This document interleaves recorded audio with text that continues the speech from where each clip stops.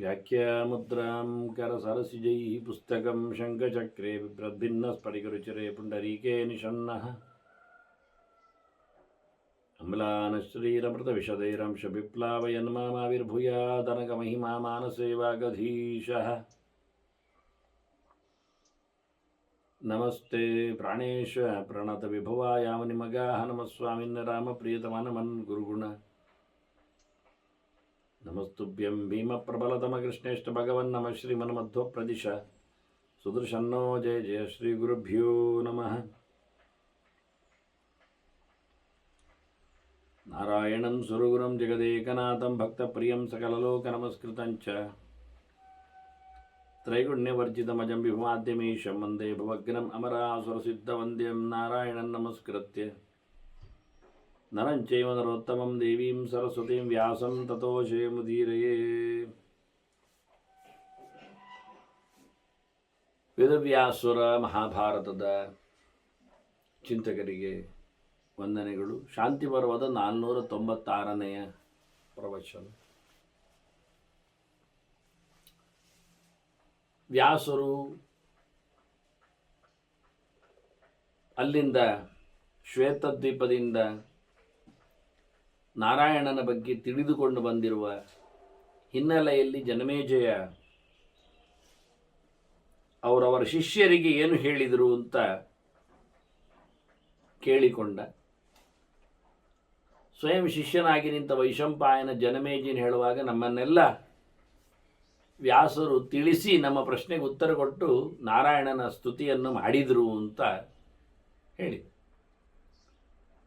ಹಾಗಾಗಿ ಜನಮೇಜಯ ಮತ್ತೆ ಕೇಳುತ್ತಾನೆ, ಏನು ಅಂತ ಸ್ತುತಿ ಮಾಡಿದರು? ಶ್ವೇತದ್ವೀಪನ ಅರಸನ ಚಿಂತನೆ, ಅದನ್ನು ಭೀಷ್ಮರೇ ನರನಾರಾಯಣ ಬದರಿಯವನ ಹತ್ತಿರದಲ್ಲಿನ ನಾರದರ ಉಪಾಸನೆಯಲ್ಲಿನವರು ಹೋಗಿ ಬಂದರು ಅಂತ ಹೇಳುವ ಮೂಲಕ ಜನಮೇಜಯನಿಗೆ ನಡುವೆ ಭೀಷ್ಮರು ಧರ್ಮರಾಜನಿಗೆ ಹೇಳಿದ ಆ ಸಂಗತಿ ಕೇಳಿ ತಾನು ಸಹ ಅದರ ಬಗ್ಗೆ ಚಿಂತನೆಯನ್ನು ಇಟ್ಟಿದ್ದಾನೆ ಮುಂದಕ್ಕೆ.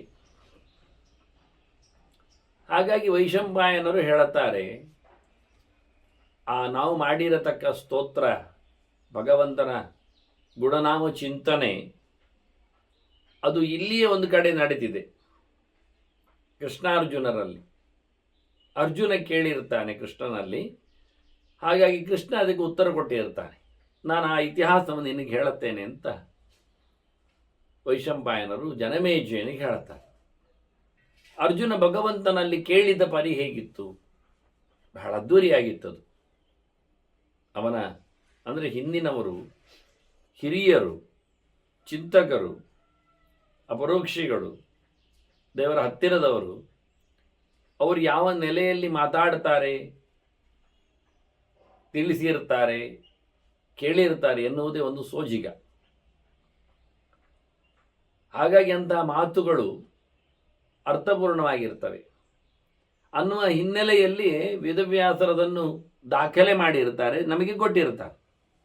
ಹಾಗಾಗಿ ನಾವು ಅದನ್ನು ಗಮನಿಸುವುದು ಯಾಕೆಂದರೆ ವ್ಯಾಸರು ಕೊಟ್ಟದ್ದರಿಂದ. ಇನ್ನು ಮುಂದಕ್ಕೆ ಅವರ ಗೆರೆಗಳಲ್ಲಿ ನಾವು ಅದನ್ನು ಅರ್ಥೈಸಿಕೊಳ್ಳಿಕ್ಕೆ ಬರ್ತದೆ. ಅದರ ಭಾರ ಏನು, ಆಂತರ್ಯ ಏನು ಅಂತ ಅರ್ಥ ಆಗತ್ತೆ. ಭಗವಂತನನ್ನು ಕರೀತಾನೆ ಅರ್ಜುನ ಕೃಷ್ಣನನ್ನು ಮಾತಾಡಿಸುವಾಗ ಭಗವಾನ್. ಹಾಗಾಗಿ ಶ್ರೀ ಭಗವಾನುವಾಚ ಅಂತ ಎಲ್ಲ ಇರುವುದು. ಕೃಷ್ಣನನ್ನು ಭಗವಂತ ಅಂತಲೇ ಹೇಳಿಕೊಂಡೇ ಆವತ್ತು ಕರೆದದ್ದು, ಗಮನಿಸಿದ್ದು. ಭಗವನ್ ಭೂತಭವ್ಯೇಶ ಸರ್ವಭೂತ ಸೃಗವ್ಯಯ ಲೋಕಧಾಮ ಜಗನ್ನಾಥ ಲೋಕಾನಾಂ ಅಭಯಪ್ರದ. ಇಷ್ಟೆಲ್ಲ ದೇವರನ್ನು ಕರೆದು ಮತ್ತೆ ಮಾತಾಡಿಸುವುದು. ಯಾನಿ ನಾಮಾನಿತೇ ದೇವಕೀರ್ತಿತಾನಿ ಮಹರ್ಷಿಭಿ, ನಿನ್ನ ಹೆಸರುಗಳು ಕೇಳಿದ್ದೇನೆ. ಋಷಿಗಳು ಅದನ್ನು ಹೇಳಿರ್ತಾರೆ. ಸಾಮಾನ್ಯ ಋಷಿಗಳಲ್ಲ, ಮಹತ್ತಿಗೆಯನ್ನು ಪಡೆದವರು ಮಹರ್ಷಿಗಳು. ಋಷಿಗಳಲ್ಲಿ ಸುಮಾರು ಹಂತಗಳಿವೆ. ಹಾಗಾಗಿ ಋಷಿ, ಶ್ರುತರ್ಷಿ, ಸಪ್ತರ್ಷಿ, ಕಾಂಡಋಷಿ, ಬ್ರಹ್ಮಋಷಿ, ದೇವಋಷಿ, ಮಹರ್ಷಿ, ಪರಮರ್ಷಿ ಅಂತ ಹೇಳಿ ಹೀಗಾಗಿ ಅವರದ್ದೇ ಆಗಿರತಕ್ಕಂತಹ ಸಾಮಾನ್ಯ ಋಷಿಗಳ ಮಟ್ಟಕ್ಕಿಂತ ಮಿಗಿಲಾದವರು ಇವರೆಲ್ಲ. ಅಂತಹ ಮಹಾತ್ಮರು ಒಂದು ಶಬ್ದಾರ್ಥದಿಂದ. ಇನ್ನೊಂದು ನೆಲೆಯಲ್ಲಿ ನೋಡಿಕೊಂಡ್ರೆ ಋಷಿಗಳಿಗಿಂತ ಮಹತ್ತಿಕೆಯನ್ನು ಪಡೆದವರು ಅಂದರೆ ದೇವತೆಗಳು. ಋಷಿಗಳ ನಂತರದಲ್ಲಿ ಇಲ್ಲೆಲ್ಲ ಬಂದವರು ನಮಗೆ ಚಿಂತನೆಯಲ್ಲಿ ದೇವತೆಗಳು ಸಿಗ್ತಾರೆ. ಶ್ವೇತದ್ವೀಪದೆಡೆಗೆ ಸಾಗಿದಾಗಲೂ ದೇವತೆಗಳ ಜೊತೆಯಲ್ಲಿ ಋಷಿಗಳು ಇದ್ದರು. ವಸಿಷ್ಠಾದಿಗಳು ಋಷಿಗಳೇ ಅಲ್ವಾ, ಮರೀಚಾದಿಗಳೆಲ್ಲ ಅವರೆಲ್ಲ ಮಹರ್ಷಿಗಳು. ಹಾಗಾಗಿ ನೀನು ಅತ್ಯಂತ ಎತ್ತರದ ವ್ಯಕ್ತಿಗಳಿಂದ, ಅದು ನಾರದಂತೂ ದೇವಋಷಿ, ದೇವತೆಗಳ ಜೊತೆಯಲ್ಲೇ ಇರುವವ, ದೇವಲೋಕದಲ್ಲೇ ಸಂಚಾರ ಮಾಡುವವ, ದೇವರನ್ನು ನಿರಂತರವಾಗಿ ಪ್ರತ್ಯಕ್ಷದಲ್ಲಿ ಕಂಡುಕೊಂಡವ. ಎಷ್ಟೋ ದೇವತೆಗಳಿಂದ ಮಿಗಿಲಿದ್ದಾನ ಅವನ ಕೆಟಗರಿ, ಅವನ ಕಕ್ಷೆ. ಗಣದೇವತೆಗಳಿಗಿಂತಲೇ ಮೇಲಕ್ಕೆ ಬಂದವನು. ಇಷ್ಟಾದರೂ ದೇವತೆಗಳಂತೆ ಅವನಿಗೆ ಆಂಶಿಕವಾದ ರೂಪಗಳೇ ಇಲ್ಲ. ಒಬ್ಬನೇ, ಎಲ್ಲೆಂದರಲ್ಲಿ ಎಲ್ಲಿ ಬೇಕಾದರೂ ಒಬ್ಬನೇ ಹೋಗಬಲ್ಲ, ಒಬ್ಬನೇ ಇರಬಲ್ಲ. ಹೀಗೆ ಇಂತಹ ರೀತಿಗಳವನದ್ದು. ಹಾಗೆ ಬಹಳ ಸುಂದರವಾಗಿ ದೇವತೆಗಳು, ಋಷಿಗಳು, ತಿಳಿದವರು, ಜ್ಞಾನಿಗಳು, ಕಂಡವರು ನಿನ್ನನ್ನು ಬಹಳಷ್ಟು ಪ್ರಕಾರದಿಂದ ಕರೆದಿದ್ದಾರೆ. ಆ ಹೆಸರುಗಳು ನನಗೆ ಬೇಕು. ನೀನು ಅತ್ಯಂತ ಪೂಜ್ಯನು, ಸಕಲೈಶ್ವರ್ಯ ಸಂಪನ್ನನು, ಸಕಲ ಗುಣಗಳಿಂದ ತುಂಬಿದವನು, ಹಿಂದಿನ ಮುಂದಿನ ಎಲ್ಲಕ್ಕೂ ಸಹ ಸ್ವಾಮಿ ನೀನು, ಭೂತ ಭವ್ಯ ಈಶ. ಈಗಿನಕ್ಕೆ ಬಿಡು, ಈಗ ನೀನೇ ಎಲ್ಲರನ್ನು ನೋಡಿಕೊಳ್ಳುವ ಎನ್ನುವುದರಲ್ಲಿ ಅರ್ಥ ಮತ್ತೆ ಹೇಳಬೇಕಾಗಿಲ್ಲ. ಹಿಂದೆ ಆಗಿ ಹೋದದ್ದಕ್ಕೂ ನೀನೇ ಒಡೆಯ, ಮುಂದೆ ಆಗುವುದಕ್ಕೂ ನೀನೇ ಸ್ವಾಮಿ. ಹಾಗಾಗಿ ಎಲ್ಲರಿಗೂ, ಭೂತರು ಯಾರು ಕೇಳಿದರೆ ಮುಕ್ತರಾದವರು, ಭೂತಿಂಗತರು, ಔನ್ನತ್ಯವನ್ನು ಪಡೆದವರು, ಆನಂದದ ಸಂಪತ್ತನ್ನು ಸೂರೆಗೊಂಡವರು, ಅವರಿಗೂ ನೀನು ಸ್ವಾಮಿ. ಮುಂದೆ ಬರುವವರಿಗಂತೂ ಖಂಡಿತ ಉತ್ ಅಮೃತತ್ವಸ್ತೇಶಾನಃ ಅಂತ ಹೇಳಿದದನ್ನೇ. ಹಾಗಾಗಿ ನೀನು ಇಡೀ ಜಗತ್ತನ್ನು ಸೃಷ್ಟಿ ಮಾಡಿಕೊಡುವವ, ಸರ್ವಭೂತ ಸೃಗ, ಎಲ್ಲ ವ್ಯಕ್ತಿಗಳ ಎಲ್ಲ ವಸ್ತುಗಳ ನಿರ್ಮಾತೃ ನೀನು. ಹಾಗಾಗಿ ನೀನೇನು ನಿರ್ಮಾಣದಲ್ಲಿ ಕಳ್ಕೊಳ್ಳುವುದಿಲ್ಲ. ಎಷ್ಟೋ ಜನ ಕೇಳಿಕೊಳ್ಳುವುದುಂಟು, ಕೆಲವೊಮ್ಮೆ ಹೇಳುವುದುಂಟು, ಅಂಥದ್ದೊಂದು ಸಿದ್ಧಾಂತವೇ ಉಂಟು. ಭಗವಂತನೇ ಎಲ್ಲಾದವನು, ಸರ್ವಂಕಲ್ವಿದಂ ಬ್ರಹ್ಮ ಅಂತ ಹೇಳುವುದು ಅದನ್ನೇ. ಅವನು ಬಹುಸ್ಯಾಂ ಪ್ರಜಾಯೇತಿ ಅಂತ ಹೇಳುವುದಕ್ಕಿಂತಲೂ ಅವನು ಬಹಳವಾಗಲು ಬಯಸಿದ ಅಂತ ಹೇಳುತ್ತಾ ಅವನು ಬಹಳ ಆದ, ಅವ ಜೀವ ಆದ. ಆಗ ಒಂದು ಪ್ರಶ್ನೆ ಉಳಿತದೆ, ಪರಿಣಾಮವಾದ ಅಂತ ಹೆಸರಿದಕ್ಕೆ. ಮಣ್ಣು ಮಡಿಕೆ ಆಯಿತು ಅಂತ ತೋರಿಸಿಕೊಡುತ್ತಾರೆ. ಒಂದು ಹೆಂಟೆ ಮಣ್ಣಿತ್ತು, ಈಗ ಆ ಮಣ್ಣು ಈಗ ಮಡಿಕೆಯ ಆಕಾರದಲ್ಲಿ ಬಂತು. ಮಣ್ಣೆಲ್ಲಿ ಹೋಯಿತು? ಅಲ್ಲೇ ಉಂಟು, ಮಣ್ಣಲ್ಲೇ ಇದೆ. ಏನಾಗಿದೆ? ಈಗ ಮಡಕೆ ಆಗಿದೆ. ಆ ಮೊದಲಿದ್ದ ಮಣ್ಣಿನ ಹೆಂಟೆಯಲ್ಲಿ ನೀರು ತರಲಿಕ್ಕೆ ಆಗ್ತಿರಲಿಲ್ಲ, ಅನ್ನ ಬೇಯಿಸ್ಲಿಕ್ಕೆ ಆಗ್ತಿರಲಿಲ್ಲ. ಇದರಲ್ಲಿ ಈಗ ಅನ್ನ ಬೇಯಿಸ್ಲಿಕ್ಕೆ ಆಗ್ತದೆ, ನೀರು ತರಲಿಕ್ಕೆ ಆಗ್ತದೆ. ಏನು ವಿಚಿತ್ರ ನೋಡಿ. ಅದೇ ಮಣ್ಣಿನಲ್ಲಿ ವಿಕಾರವನ್ನು ಪಡೆದಾಗ ಅದರಲ್ಲಿ ಬಹುಪಕಾರವನ್ನು ನಾವು ಗಮನಿಸಬಹುದು. ಅದರಲ್ಲಿ ನಾವು ಬಣ್ಣವನ್ನು ಹಾಕ್ತೇವೆ, ಚಿತ್ತಾರವನ್ನು ಬಿಡಿಸ್ತೇವೆ, ಚೆಲುವನ್ನು ತುಂಬಿಸ್ತೇವೆ, ಇವೆಲ್ಲ ಮಾಡಲಿಕ್ಕೆ ಬರ್ತದೆ. ಅದೇ ಮಣ್ಣ ಹೆಂಟೆಯಲ್ಲಿ ಅದು ಯಾವುದೂ ಆಗಿರಲಿಲ್ಲ, ಅದು ಯಾವುದೂ ಅಲ್ಲ ಆಗಿತ್ತು. ಹಾಗಾಗಿ ಭಗವಂತ ಬದಲಾದಾಗ ಜಗತ್ತು ಭಯಂಕರವಾಗಿದೆ, ವಿಚಿತ್ರವನಿಸ್ತದೆ. ಅದರ ಅನೇಕ ಆಯಾಮಗಳು, ಕೆಲಸಗಳು ಕಾಣುತ್ತವೆ. ಈಗ ಆ ಮಣ್ಣಿನ ಹೆಂಟೆ ಉಂಟ? ಅದು ಇಲ್ಲ. ಮತ್ತೆ ವಿಕಾರಗೊಂಡ ಕರ ಮಾತ್ರ ಇರುವುದು, ಮಡಿಕೆ ಮಾತ್ರ ಇರುವುದು. ಮಡಿಕೆಯನ್ನು ಕರ ಅಂತ ಕರೀತಾರೆ, ಸುಲಭವಾಗಿ ತುಳುವಿನಲ್ಲಿ ಮುಖ್ಯವಾಗಿ. ಹಾಗಾದರೆ ವಿಕಾರವಾದದ್ದು ಕರವಾಗಿ ಉಳಿಯಿತು, ಹೆಂಟೆ ಉಳಿದೇ ಹೋಯಿತು, ಇಲ್ಲದೆ ಹೋಯಿತು. ಇದೆಲ್ಲ ಎಲ್ಲದಕ್ಕೂ ಅನ್ವಯ. ರಾಗಳು ಎಲ್ಲ ಬದಲಾದಾಗ ಬಂಗಾರದ ಗಟ್ಟಿ ಇತ್ತು, ಈಗ ಅದನ್ನು ಬಳೆ ಮಾಡಿದರು, ಬಹಳ ಚಂದವಾದ ಡಿಸೈನ್ ಫುಲ್ ಅದು ನಮ್ಮ ಕೈ ಆಭರಣ ಆಯಿತು. ಇಷ್ಟರವರೆಗೆ ಕೈಗೆ ಸಿಕ್ಕಿಸ್ಲಿಕ್ಕೆ ಬರ್ತಿರಲಿಲ್ಲ. ಅದು ಬಂಗಾರದ ಹೆಂಟೆ, ಏನು ಮಾಡೋದು ಅಂತ ಗೊತ್ತಾಗಿರಲಿಲ್ಲ. ಈಗ ಬಹಳ ಒಪ್ಪುವ ಚಂದವಾದಂಥ ಕೇಯೂರವಾಗಿ ತೋಳಬಂದಿಯಾಗಿ ಕೈ ಆಭರಣವಾಗಿ ಮೆರಿತಾ ಉಂಟು. ಅದೀಗ ಬೇಡ ಕಂಡಿತು, ಮತ್ತೆ ಕರಗಿಸಿದ್ರು. ಮತ್ತೆ ಅದರಲ್ಲಿ ಬಹಳ ಚಂದವಾದಂತಹ ಈಗ ಕುತ್ತಿಗೆಗೆ ಒಪ್ಪುವ ಹಾರ ಮಾಡಿದ್ದಾರೆ, ಗ್ರೇವೆಯ ಕಂಠಹಾರ. ಅದು ಆಗ್ತಾ ಉಂಟು. ಎದೆಯಲ್ಲಿ ಒಪ್ಪಿ ಅದು ಕೂತಿದೆ, ಕಾಣಲಿಕ್ಕೆ ಬರ್ತದೆ.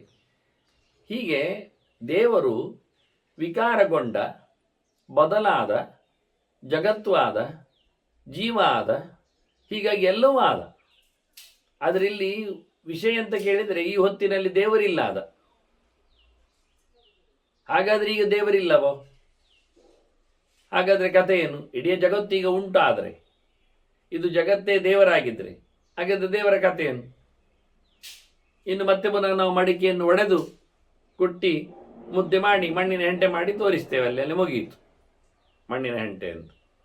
ಹಾಗೆ ಬಂಗಾರವನ್ನು ಚಟ್ಟೆ ಮಾಡಿ ಗುದ್ದಿ ಮತ್ತೆ ಯಥಾ ಪ್ರಕಾರ ಒಂದು ಬಂಗಾರದ ಹೆಂಟೆಯನ್ನಾಗಿ ತೋರಿಸ್ತೇವೆ. ಇನ್ನು ಮೇಲೆ ಮತ್ತೆ ಪುನಃ ಅದನ್ನು ವಿಕಾರಗೊಳಿಸಬೇಕು.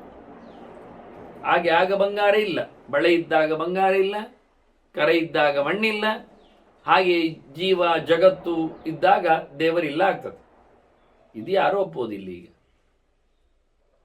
ಇಷ್ಟಾಗಿಯೂ ಮಣ್ಣು ಮಡಕೆ ಆಗುವುದರಿಂದ, ಚಿನ್ನ ಬಳೆಯಾಗುವುದರಿಂದ ಅದಕ್ಕೆ ಯಾವುದೇ ರೀತಿಯಾದಂಥ ಎಫೆಕ್ಟ್ ಇಲ್ಲ, ಸುಖ ದುಃಖಗಳ ಅನುಭವ ಇಲ್ಲ, ವ್ಯತ್ಯಾಸ ಏನಾಗಲಿಲ್ಲ. ಅದು ಜಡದಲ್ಲಿ ನೀವು ತೋರಿಸಿದ ವಿಕಾರ. ಇದೀಗ ಚೈತನ್ಯದಲ್ಲಿ ವಿಕಾರವನ್ನು ತೋರಿಸಿದಾಗ ಯಾವನಾದರೂ ಒಬ್ಬ ಬುದ್ಧಿ ಉಳ್ಳವ ಅವನು ತಾನಾಗಿ ಸೆರೆಮನೆ ಹೋಗಿ ಕೂತ್ಕೊಳ್ತಾನ, ಕೈಕಾಲುಗಳನ್ನು ಕಟ್ಟಿಕೊಳ್ತಾನ, ಕಾಳು ಬೇಳೆಗಳನ್ನೆಲ್ಲ ತಿಂದುಕೊಂಡು ಇರ್ತಾನ? ಬುದ್ಧಿಯುದ್ದವ ಅದನ್ನು ಮಾಡುವುದಿಲ್ಲ.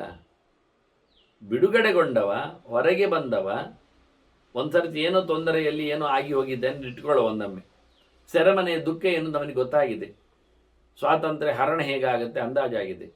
ಮತ್ತೆ ಅವನು ಹೋಗಿ ಇಷ್ಟಪಟ್ಟು ಕೂತ್ಕೊಳ್ತಾನ, ನನ್ನನ್ನು ಸೆಲ್ಲಿನಲ್ಲಿಡಿ, ಒಳಗೆ ಹಾಕಿ, ನಾನು ಎಲ್ಲಿರ್ತೇನೆ ಅಂತ ದುಃಖವಾದ, ಕಷ್ಟಕರವಾದ, ಕ್ರಿಮಿಕೀಟಗಳ ದಷ್ಟವಾಗುವ, ತೊಂದರೆ ಅನುಭವಿಸುವ ಒಂದು ವಾತಾವರಣಕ್ಕೆ ಅವನು ಮತ್ತೆ ಬರುವುದಿಲ್ಲ, ಬುದ್ಧಿ ಇದ್ದ ಬರುವುದಿಲ್ಲ.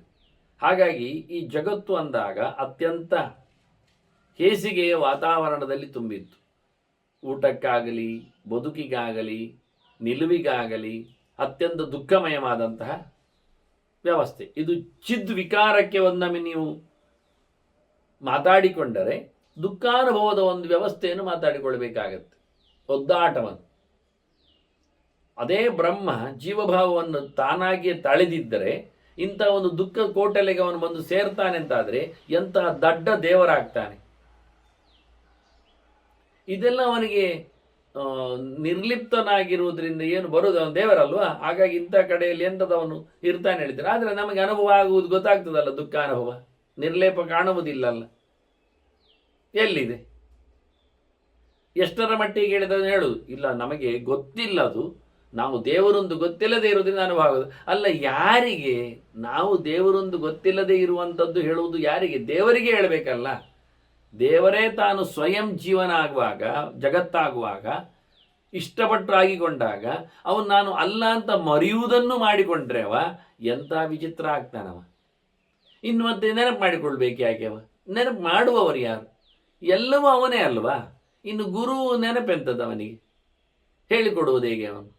ಆದರೆ ಇದು ಒಂದು ಕಡೆಯಲ್ಲಿ ಸಿಕ್ಕಿಸಿದ್ರೆ ಇನ್ನೊಂದು ಕಡೆಯಲ್ಲಿ ತಪ್ಪುವ ಒಟಗೋಪಿನ ನ್ಯಾಯದಂತೆ ಆಗ್ತದೆ.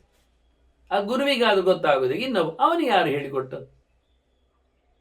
ಯಾರೊಬ್ಬನು ಇನ್ನೂ ಇಲ್ಲಿ ಯಾಕೆಂದರೆ ಸೈಮಲ್ಟೇನಿಯಸ್ಲಿ ಆಗುವಂಥದ್ದು, ಒಮ್ಮೆಲೆ ವಿಕಾರಗೊಂಡದ್ದು ದೇವರು, ಜಗತ್ತಾಗಿ ಪರಿಣಾಮ ಆದದ್ದು. ಇದು ಪರಿಣಾಮವಾದ ಅಂತ ಕರೀತಾರೆ ಇದನ್ನು. ಇನ್ನು ಒಮ್ಮೆಲೆ ಇದು ದೇವರಾಗಬೇಕೀಗ, ಮತ್ತೆಂಥದ್ದು ಇಲ್ಲ.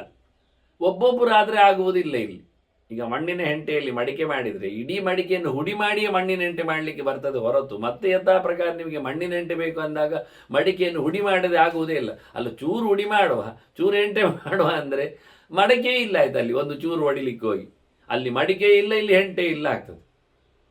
ಬಳೆಯನ್ನು ಚೂರು ಕರಗಿಸಿ ಬಂಗಾರದ ಹೆಂಟೆ ಇಡುವ ಹೇಳಿದರೆ ಅತ್ತ ಬಳೆಯೂ ಅಲ್ಲ, ಇತ್ತ ಹೆಂಟೆಯೂ ಇಲ್ಲ ಆಗ್ತದೆ. ವಿಕಾರವಾದಲ್ಲಿ ಒಂದು ಕಂಪ್ಲೀಟ್, ಇಲ್ಲಾದ್ರೆ ಇಲ್ಲ. ಅದನ್ನ ಜಗತ್ತು ಸಂಪೂರ್ಣ ನಾಶ ಆಗದೆ ದೇವರು ಬರೋದಿಲ್ಲ. ಸರಿ, ಆಗ ದೇವರು ಬಂದಿಟ್ಕೊಳ್ಳೋ ಸಂಪೂರ್ಣ ನಾಶ ಆಯ್ತು, ಒಮ್ಮೆ ಆಯ್ತಲ್ಲ ಮಾರ, ಎಂತಾದ್ರೂ ಒಂದು ಸತಿ ಮಾಡಿಬಿಡಿ ಮಾರ, ಒಮ್ಮೆ ಹೋಗ್ಲಿ ಆಚೆ ಹೇಳಿ ದೇವರನ್ನು ತರುವ ಹೇಳಿದರೆ ಆಯ್ತು, ತರುವ. ತನ್ನಂತರ ದೇವರನ್ನು ನೋಡ್ಲಿಕ್ಕೆ ಯಾರೂ ಇಲ್ಲ, ದೇವರೊಬ್ಬನೇ. ಇದೇ ಗಮ್ಮತ್ತು, ದೇವರೊಬ್ಬನೇ. ದೇವರು ಪರಿಣಾಮ ಆದರೆ ದೇವರಿಲ್ಲ, ದೇವರು ಒಬ್ಬರೇ ಆದರೆ ನೋಡುವವರಿಲ್ಲ. ಈ ಬಂಗಾರದ ಹೆಂಟೆಯನ್ನು ನಾವು ಬಳೆಯಾಗಿ ನೋಡುವಾಗಿಲ್ಲ, ಸರವಾಗಿ ನೋಡುವಾಗಿಲ್ಲ. ಸರವಾಗಿ ನೋಡಿದರೆ, ಬಳೆಯಾಗಿ ನೋಡಿದರೆ ಬಂಗಾರವಾಗಿ ನೋಡಲಿಕ್ಕಿಲ್ಲ, ಹೆಂಟೆಯಾಗಿ ನೋಡಲಿಕ್ಕಿಲ್ಲ. ಮಣ್ಣ ಹೆಂಟೆ ಕಂಡ್ರೆ ಮಡಿಕೆ ಕಾಣುವುದಿಲ್ಲ, ಮಡಿಕೆ ಕಂಡ್ರೆ ಮಣ್ಣ ಹೆಂಟೆ ಕಾಣುವುದಿಲ್ಲ. ಎಂತ ಮಾಡುವ ಈಗ? ಆದ್ದರಿಂದ ಭಗವಂತನೇ ಜಗತ್ತು ಅಲ್ಲ, ಭಗವಂತನ ಜಗತ್ತು ನಿರ್ಮಿತಿ. ಹಾಗಾದರೆ ಇಲ್ಲಿ ಯಾರಿದ್ದಾರೆ?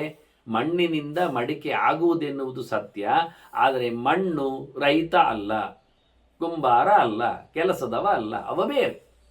ಅವ ಮಣ್ಣಿನಿಂದ ಮಡಿಕೆಯನ್ನು ಮಾಡುತ್ತಾನೆ, ಅವ ಪ್ರತ್ಯೇಕ ಇದ್ದಾನೆ.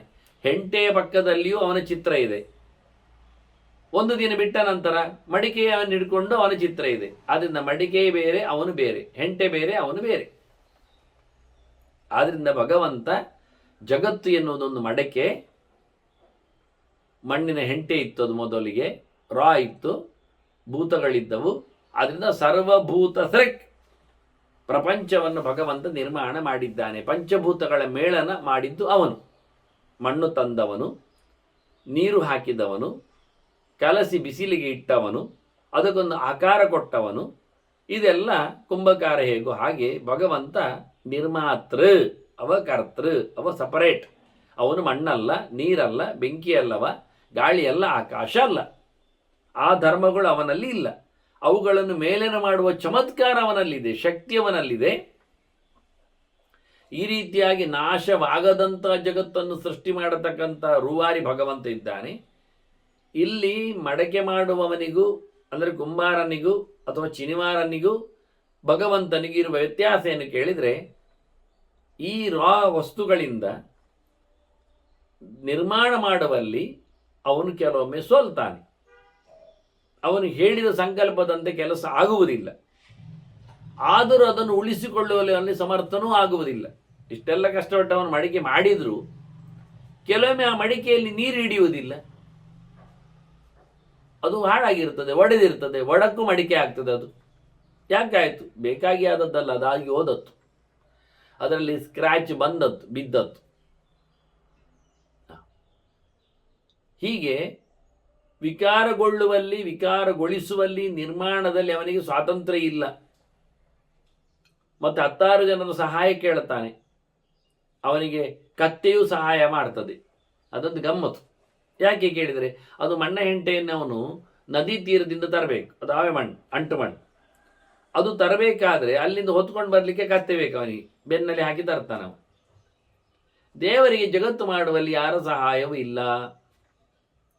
ಮತ್ತೆ ಅವನು ಸೋಲ್ತಾನೆ.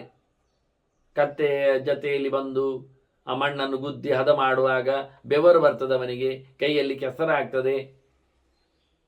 ಅದು ಕೆಲಸ ಮಾಡದಿದ್ದರೆ ಅವನಿಗೆ ಆವತ್ತು ಊಟ ಇಲ್ಲ ಆಗ್ತದೆ. ಮತ್ತೆ ಅವನು 10 ಮಡಕೆಯನ್ನು ಇವತ್ತು ಮಾರಿ ಅದರಿಂದ ಹಣ ಸಂಪಾದನೆ ಗಳಿಸಿ ಊಟವನ್ನು ಮಾಡಬೇಕು ಅವನು. ಹಾಗೆ ದೇವರು ಈ ಜಗತ್ತನ್ನು ನಿರ್ಮಾಣ ಮಾಡಿ ತನ್ನ ಊಟವನ್ನು ಮಾಡುವುದಲ್ಲ. ಅದು ಆಗದೇ ಇದ್ದರೆ ಅದು ಅವನಿಗೆ ಮಾರಿ ಹೋಗ್ತದೆ ಅಂತ ಗ್ಯಾರಂಟಿ ಇಲ್ಲ.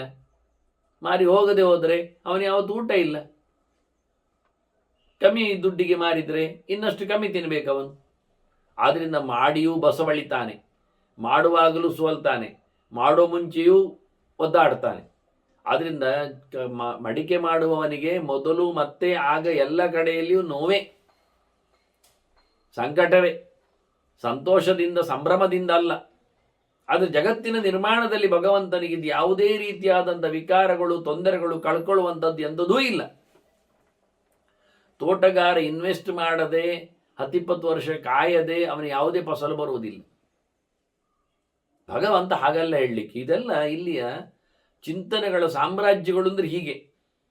ಇದು ವೇದಾಂತ, ಇದು ಅಧ್ಯಯನ, ಇದು ಬಹಳ ಅದ್ಭುತವಾಗಿ ಡಿಕೋಡ್ ಮಾಡಿದ ಅರ್ಜುನನ ಕತೆ. ಸರ್ವಭೂತ ಸೃಗ್ ಅವ್ಯಯ ಅಂತ ಹಾಕಿದ ಕೊನೆಗೆ. ನೀನು ಎಲ್ಲವನ್ನು ತಯಾರು ಮಾಡ್ತಿ, ಆದರೆ ಒಂಚೂರು ಕಳ್ಕೊಳ್ಳುವುದಿಲ್ಲ, ಶ್ರಮ ಪಡುವುದಿಲ್ಲ. ಫಿಸಿಕಲಿ ಆಗಲಿ, ಮೆಂಟಲಿ ಆಗಲಿ, ಅಥವಾ ನಿಮಗೆ ದ್ರವ್ಯದ ನೆಲೆಯಲ್ಲಿ ಆಗಲಿ, ಅಂದರೆ ಮೆಟೀರಿಯಲಿ ಆಗಲಿ, ಮೆಟೀರಿಯಲಿಸ್ಟಿಕ್ ಆಗಲಿ, ಯಾವುದೂ ನಿನ್ನದು ನಷ್ಟ ಆಗುವುದಿಲ್ಲ. ನೋಡಿ ಎಂಥ ಗಮ್ಮತ್ತು. ಎಂಥ ದೊಡ್ಡ ದೊಡ್ಡ ಸಾಹುಕಾರರಿಗೂ ಅವರ ಕ್ರಿಯಾಕಲಾಪಗಳಲ್ಲಿ ಅವರಿಗೆ ನೋವು, ಸಂಕಟ, ನಷ್ಟ ಎಲ್ಲ ಉಂಟು, ವಿಕಾರ ಎಲ್ಲ ಉಂಟು. ಏನಾದರೂ ಅಲ್ಲದಿದ್ದರೂ ಕಾಲದ ದೇಶದ ಕಥೆಯಿಂದ ಅವರು ವಿಕಾರಗೊಳ್ತಾನೇ ಇರ್ತಾರಲ್ಲ. ದಿನ ಹೋದಾಗೆ ಆಯುಷ್ಯ ಕಳೀತಾ ಇರ್ತದೆ ಅವರಿಗೆ. ಅವರು ಹೇಳ್ತಾರೆ, ಈಗ ಹಿಂದಿನಾಗೆಲ್ಲ ಇಲ್ಲ ಮಾರಾಯರಿ, ತೋಟ ಗೀಟ ಎಲ್ಲ ಉಂಟು, ಹೋಗುದು ಬರೋದಷ್ಟೇ. ಈಗ ಪ್ರೊಡಕ್ಷನ್ ಎಲ್ಲ ಯಾಕೆ ಅವ್ಯಯ ಅಲ್ಲ, ಅವರು ವಿಕಾರಗೊಂಡಿದ್ದಾರೆ. ಈಗ ಅವರಿಗೆ ಆಯಾಸ ಜಾಸ್ತಿ ಆಗ್ತದೆ, ವಯಸ್ಸು ಜಾಸ್ತಿ ಆಗಿದೆ. ಈಗ ಏಳುವಾಗ ತಡ ಹೇಳ್ತಾರೆ, ನಡೆಯುವಾಗ ಮೆಲ್ಲ ನಡೀತಾರೆ, ತಿನ್ನುವಾಗ ಕಮ್ಮಿ ತಿಂತಾರೆ. ಇದೆಲ್ಲ ವಿಕಾರ. ದೇವರಿಗೆ ಯಾವುದೂ ಇಲ್ಲ ಅಂತ ನೋಡಿ. ಇದೆಲ್ಲ ಶಬ್ದ ಹಾಕಿ ಚಿಂತನೆಗಳನ್ನು ಬೆಳೆಸುವ ವಿಧಾನಗಳಿತ್ತು. ಬಹಳ ಸುಲಭದಲ್ಲಿ ಮುಗಿದೋಗುವುದಿಲ್ಲ. ಹೇಳುವಾಗ ಗಮ್ಮತ್ತಿರ್ತದೆ. ಇದು ಪಾರಾಯಣ ಮಾಡಿದಾಗುಂಟು, ಪ್ರಾರ್ಥನೆ ಮಾಡಿದಾಗುಂಟು, ಇದು ಕೈ ಮುಗಿದು ಹೇಳಿದ್ರಾಯ್ತು ಅಂತ ಹೇಳಿಕೊಂಡು ಅಷ್ಟರಲ್ಲಿ ಮುಗಿದೋಯ್ತು ಅಂತ ಹೇಳಿ, ಮತ್ತೆ ಬೇಕು ಅಂತಾದರೆ ಆಚೀಚೆ ಅನುವಾದಕಾರರಲ್ಲಿ ಇದ್ದಾರೆ, ಅವರು ಬರೆದಿರ್ತಾರೆ ಎಂತಾದ್ರು ಅಂತ ನೋಡಿದರೆ ಬೇಕಿತ್ತು. ಈಗ ಎಲ್ಲರೂ ಹೇಳುವುದೇ ಗಮ್ಮತ್ತಂದರೆ ಹಾಗೆ. ಅಲ್ಲಿ ಒಂದು ಕಡೆಯಲ್ಲಿ ಒಬ್ಬರು ಹೇಳಿಕೊಂಡು ಅದಕ್ಕೆ ಟೈಟಲ್ ಕೊಟ್ಟಿದ್ದಾರೆ. ಟೈಟಲ್ ಕೊಟ್ಟಂದ್ರೆ ಇವರು ಬೋರ್ಡ್ ಕೆಸ್ಟ್ ಮಾಡಿದ್ದಾರೆ. ಎಂತ ಕೊಟ್ಟಿದ್ದಾರೆ ಕೇಳಿದರೆ, ಪರಿಚಿತನ ಪ್ರಶ್ನೆ. ಅವರು ಪರೀಕ್ಷಿತನ ಪ್ರಶ್ನೆ ಅಂತ ಇದ್ದದ್ದು. ಏನೋ ಅವರು ಭಾಗವತ ಹೇಳ್ತಾ ಇದ್ದಾರೆ, ಪುಣ್ಯಾತ್ಮ ಪಾಪ ನೋಡಿಕೊಂಡು. ಅದರ ಪ್ರಿಂಟ್ ಮಾಡೋನಾಗಿರ್ತಾನೆ, ಹೇಳುವವನಾಗಿ ಅವನಿಗೂ ಹೇಳಲಿಕ್ಕಷ್ಟೇ ಬರುವುದು. ಅಂದರೆ ಅವನು ನೋಡಿಕೊಂಡೇ ಹೇಳುವುದರಿಂದ ಅವನು ಹೇಳುವಾಗ ಓದಿರ್ತಾನೆ, ಹೇಳಲಿಕ್ಕೆ ಹೋಗ್ತಾನೆ. ಪರೀಕ್ಷಿತ ಅಂತ ಪರಿಪೂರ್ಣವಾಗಿ ಓದಿಕೊಂಡು ಹೇಳಿರಬೇಕು ಅಂತಿಲ್ಲ. ಕೇಳುವವನಿಗೂ ಹಾಗೆ, ಅವನಾಗಿ ಪರಿಚಿತನ ಪ್ರಶ್ನೆ. ನೋಡಿ ಎಷ್ಟಾಗಿದೆ. ಎಂತ ಮಾಡುವ ಈಗ? ಎಲ್ಲ ಶಬ್ದಗಳು ಹೀಗೆ ಅಲ್ಲ. ಅವ ಹೇಳ್ತಾನೆ ಅಲ್ಲಿ ಹೋಗಿ, ನಮಗೆ ಪ್ರಾಯಶ್ಚಿತ್ತ ಹೇಳಿದ್ದಾರೆ, ಅದು ಶುದ್ಧಿಗೆ ಅಂತೆ. ಎಂತ ಹೇಳಿದ್ದಾರೆ ಕೇಳಿದ್ದು, ಅದು ಹೋಮ ಹೇಳಿದೆ. ಯಾವ ಹೋಮ? ಪವಮಾನ ಹೋಮ ಅಂತ ಹೇಳಲಿಕ್ಕೆ ಬರಲಿಲ್ಲ ಅವನು. ಪರಮಾನ್ನ ಹೋಮ ಹೇಳಿದ್ದಾರೆ. ಇಂದಿನ ಪರಮಾನ್ನ ಪಾರಾಯಣ ಮಾಡ್ತಾರಂತೆ, ಪರಮಾನ್ನ ಪಾರಾಯಣ ಮಾಡಿ ಹೋಮ ಮಾಡೋದು. ಅದು ಪವಮಾನ ಪಾರಾಯಣ ಮಾಡಿ ಹೋಮ ಮಾಡೋದು ಹೇಳುವುದಿಲ್ಲ. ಹಾಗೆ ಅವರಿಗೆ ಗ್ರಹಚಾರ ಶಾಂತಿ ಎಲ್ಲ ಇದ್ದರೆ ಅನುಗ್ರಹ ಹೋಮ ಮಾಡೋದಂತೆ. ನವಗ್ರಹ ಹೋಮ ಅಲ್ಲ, ಅನುಗ್ರಹ ಹೋಮ ಅವರೇ ಹಾಕಿಕೊಂಡಿದ್ದಾರೆ ಅಲ್ಲಿ ಮಾಡ್ತಾ. ಹೀಗಾಗಿ ನೋಡಿಕೊಂಡು ಹೇಳುವವರಿಗೇನು ಸಮಸ್ಯೆ ಇಲ್ಲ. ಅದರಲ್ಲಿ ಇದ್ದದ್ದು ಹೇಳಿದ್ರಾಯ್ತು, ಕಕ್ಕಿದ್ರಾಯ್ತು, ಹೋದ್ರಾಯ್ತು. ವಿಚಾರ ಇರುವ ಕಥೆ ಹೇಗೆ ಎನ್ನುವುದು ಅರ್ಥ ಆಗುವುದಿಲ್ಲ. ಬಹಳ ಅದ್ದೂರಿಯಾದಂಥ ಅರ್ಜುನ ಕೃಷ್ಣನನ್ನು ಹತ್ತಿರ ನೋಡಿದ. ಭೂತ ಭವ್ಯ ಈಶಾ ಅಂತ, ಭಗವನ್ ಭೂತ ಭವ್ಯೇಶ, ಚೆನ್ನಾಗಿದ್ದು ಕರೀತಾನೆ. ಸರ್ವಭೂತ ಸೃಗವ್ಯಯ ಲೋಕಧಾಮ ಜಗನ್ನಾಥ ಲೋಕಾನಾಂ ಅಭಯಪ್ರದ. ನೋಡಿ, ಈ ಸೃಷ್ಟಿಯ ಹಿನ್ನೆಲೆಯಲ್ಲಿ ಅವನು ಒಂದೊಂದೇ ಶಬ್ದಗಳನ್ನು ಬಿಸಾಡುತ್ತಾ, ಒಂದೊಂದು ಪ್ರಶ್ನೆಗಳನ್ನು ಕತ್ತರಿಸ್ತಾ, ಜಗತ್ತು ಸೃಷ್ಟಿ ಮಾಡುವಲ್ಲಿ ನೀನೇ ಅಲ್ಲ ಅನ್ನುವುದಕ್ಕೆ ಅವ್ಯಯ ಅಂತ ಹಾಕಿದ. ಯಾಕೆಂದರೆ ಸೃಷ್ಟಿ ಮಾಡಿದ ಸಂಗತಿಯಲ್ಲಿ ನೀನೇ ಆಗಿದ್ರೆ ಅದು ನಿನಗೆ ವಿಕಾರ ಬರಬೇಕಿತ್ತು, ನಿನಗೆ ವಿಕಾರ ಬರಲಿಲ್ಲ. ಕುಂಬಾರನೇ ಮಡಕೆ ಅಲ್ಲ, ಅಷ್ಟೊಂದು ಸತ್ಯ. ಕುಂಬಾರ ಬೇರೆ, ಮಡಕೆ ಬೇರೆ. ಮಡಕೆ ಒಡೆದ್ರೂ ಕುಂಬಾರ ಒಡೆಯುವುದಿಲ್ಲ, ಅವನಿಗೆ ಘಾಸಿ ಆಗ್ಬೋದಾಯ್ತು. ನಿನಗೆ ಅದೂ ಇಲ್ಲ. ಇಡೀ ಜಗತ್ತನ್ನು ನೋಡಿ, ಕುಂಬಾರ ಮಡಿಕೆಯನ್ನು ಮಾಡ್ತಾನೆ, ಒಡೆಯುವುದು ಅವನಲ್ಲ. ಒಡೆಯುವುದು ಒಡಿತದೆ, ಅವನು ಒಡೆಯುವುದಿಲ್ಲ. ಮತ್ತೆ ಒಡೆಯುವುದು ಅದಾಗುವುದು. ಭಗವಂತ ಆಗಲ್ಲ, ಜಗತ್ತು ನಿರ್ಮಾಣ ಮಾಡ್ತಾನೆ, ಆ ಜಗತ್ತನ್ನು ಅವನೇ ಹೊಡಿತಾನೆ, ಅವನೇ ಸಂಹಾರ ಮಾಡ್ತಾನೆ, ಅವನೇ ನುಂಗಿ ಹಾಕ್ತಾನೆ. ಸೃಷ್ಟಿ ಮಾಡುವ ಸಂಭ್ರಮ ಎಷ್ಟುಂಟು ಅಷ್ಟೇ ವಿಭ್ರಮದಲ್ಲಿ ನಾಶವೂ ಇರ್ತದೆ. ಅದೆಲ್ಲ ವಿಷಯಗಳು ಮುಂದೆ ಬರ್ತದೆ ಡಿಟೇಲ್ ಆಗಿ. ಆದರೆ ಇಲ್ಲಿ ಅದನ್ನು ಕ್ಲೂ ಕೊಡ್ತಾನವ. ಲೋಕಧಾಮ ಅಂತಾನೆ ಭಗವಂತ. ನೀನು ಜಗತ್ತಿನ ಜನರಿಗೆ ಮನೆ ಕೊಟ್ಟವ, ನಿನಗೆ ಬೇಡ, ನಿನಗಿರ್ಲಿಕ್ಕೆ ಏನು ಬೇಡ, ನೀನು ಹಾಗೇ ಇರ್ತೀಯ. ಆದರೆ ಜನರಿಗಿರ್ಲಿಕ್ಕೆ ಬೇಕು, ಮಲಗಲಿಕ್ಕೆ ಬೇಕು, ತಿನ್ನಲಿಕ್ಕೆ ಬೇಕು, ನಡೆದಾಡಲಿಕ್ಕೆ ಬೇಕು, ವ್ಯವಹಾರಕ್ಕೆ ಬೇಕು. ಹಾಗಾಗಿ ಲೋಕಕ್ಕೆ ನೀನು ಧಾಮ, ಜಗಕ್ಕೆ ನೀನೊಂದು, ಜನಕ್ಕೊಂದು ಜಗತ್ತು ಕೊಟ್ಟೆ. ಏನು ಚೆನ್ನಾಗಿದೆ ನೋಡಿ. ಯತ್ರ ತ್ರಿತರ್ಕೋ ಮರುಷಾದ್, ಇದನ್ನೇ ಹೇಳೋದು. ದೇವರಿಗಾಗಿ ಏನು ಬೇಡ, ಮತ್ತು ಜನರಿಗಾಗಿ ಎಲ್ಲ ಬೇಕು. ಎಲ್ಲ ಕೇಳಿದ್ದು ಎಲ್ಲ ಯಾರಿಗೆ? ನಾವು ನೋಡ್ತೇವೆ ಗಮ್ಮತ್ತು ದೇವರಿಗೆ ಪಂಚಾಮೃತ ಅಭಿಷೇಕ, ಅದು ದೇವರಿಗ ನಿಜವಾಗಿ ಬಿಂಬಕ್ಕೆ ಮಾಡೋದು, ಪ್ರತೀಕಕ್ಕೆ ಪ್ರತಿಮೆಗೆ, ದೇವರಂದು ಸಿಗುವುದೇ ಇಲ್ಲ ಬಿಡಿ ನಮಗೆ. ಆ ಬಿಂಬದಲ್ಲಿಯೂ ಭಗವಂತ ಇದ್ದಾನೆ ಅನ್ನತಕ್ಕ ಎಚ್ಚರವೂ ನಮಗಿರುವುದಿಲ್ಲ ಆಗಲಿ. ಆದರೆ ಪಂಚಾಮೃತ ಯಾರಿಗೆ ಪ್ರಶ್ನೆ ಕೇಳಿದರೆ, ಕಲ್ಲಿಗೇನು ತಂಪಾಗಬೇಕು ಅಂತ ಯಾರು ಯೋಚನೆ ಮಾಡುವುದಿಲ್ಲ. ಅದು ತಂಪಾದ್ರೇನು ಬಿಸಿ ಆದ್ರೇನು ಸಮಸ್ಯೆ ಇಲ್ಲ ಅವರಿಗೆ. ಅದು ಆದ್ದರಿಂದ ಕಲ್ಲಿನ ಒಂದು ಶುದ್ಧತೆಗೋ ಬಾಳಿಕೆಗೋ ಬೆಳವಣಿಗೆಗೋ ಇನ್ನೇನೋ ವಿಶೇಷದ ಸ್ಥಿತಿಯ ಆಪಾದನೆಗೋ ಅಲ್ಲ. ಮತ್ತೆ ಖಾಲಿ ಇದು ಮಾಡುವುದು ಪಂಚಾಮೃತ ನಮಗೆ ಕುಡಿಲಿಕ್ಕೆ, ಮತ್ತೆಂತ ಸೀದಾ ಹಾಗೆ ಕುಡಿಬೋದಿತ್ತಲ್ಲ ಮಾರಾಯರು ಕೇಳಿದರೆ. ಸೀದಾ ಹಾಗೆ ಕುಡಿತಿದ್ದೆವು, ಆದರೆ ಎಂತ ಮಾಡೋದು, ಯಾಕೆ ದುಡ್ಡು ಬರಬೇಕಲ್ಲ. ಅಂದರೆ ಪಂಚಾಮೃತ ಸೇವೆ ಅಂತ ಒಂದು ಬರೆದ್ರೆ ಆಗ ಯಾರಾದರೂ ಜನ ಅದನ್ನು ಮಾಡಿಸ್ತಾರೆ, ಆಗ ಸ್ವಲ್ಪ ದುಡ್ಡು ಬರ್ತದೆ. ದುಡ್ಡು ಬಂದ ನಾವು ಇದು ಯಾವುದು ಜೇನುತುಪ್ಪವ ಅಥವಾ ಮೊಸರ ಅದನ್ನೆಲ್ಲ ತರಿಸಿ ಅವರ ಎದುರಿಗೆ ಬಿಂಬಕ್ಕೆ ಹಾಕಿ ತೋರಿಸಿ ಸ್ವಲ್ಪ ಅವರಿಗೆ ತಗೊಂಡು ಹೋಗಲಿಕ್ಕೆ ಕೊಡುತ್ತೇವೆ. ಉಳಿದದ್ದು ಪೂರ ನಾವೇ ಕುಡಿತೇವೆ. ಇದು ಗಮ್ಮದು. ಹಾಲು ಮೊಸರು ತುಪ್ಪ ಜೇನುತುಪ್ಪ ಇದೆಲ್ಲ ನಮಗೆ ಸಿಗಬೇಕು ಅಂತಾದರೆ ನಾವು ಒಂದು ದೇವರನ್ನು ನಿಲ್ಲಿಸಿ ಅವನಿಗೆ ಪಂಚಾಮೃತ ಸೇವೆ ಉಂಟು ಅಂತ ಹೇಳಬೇಕು.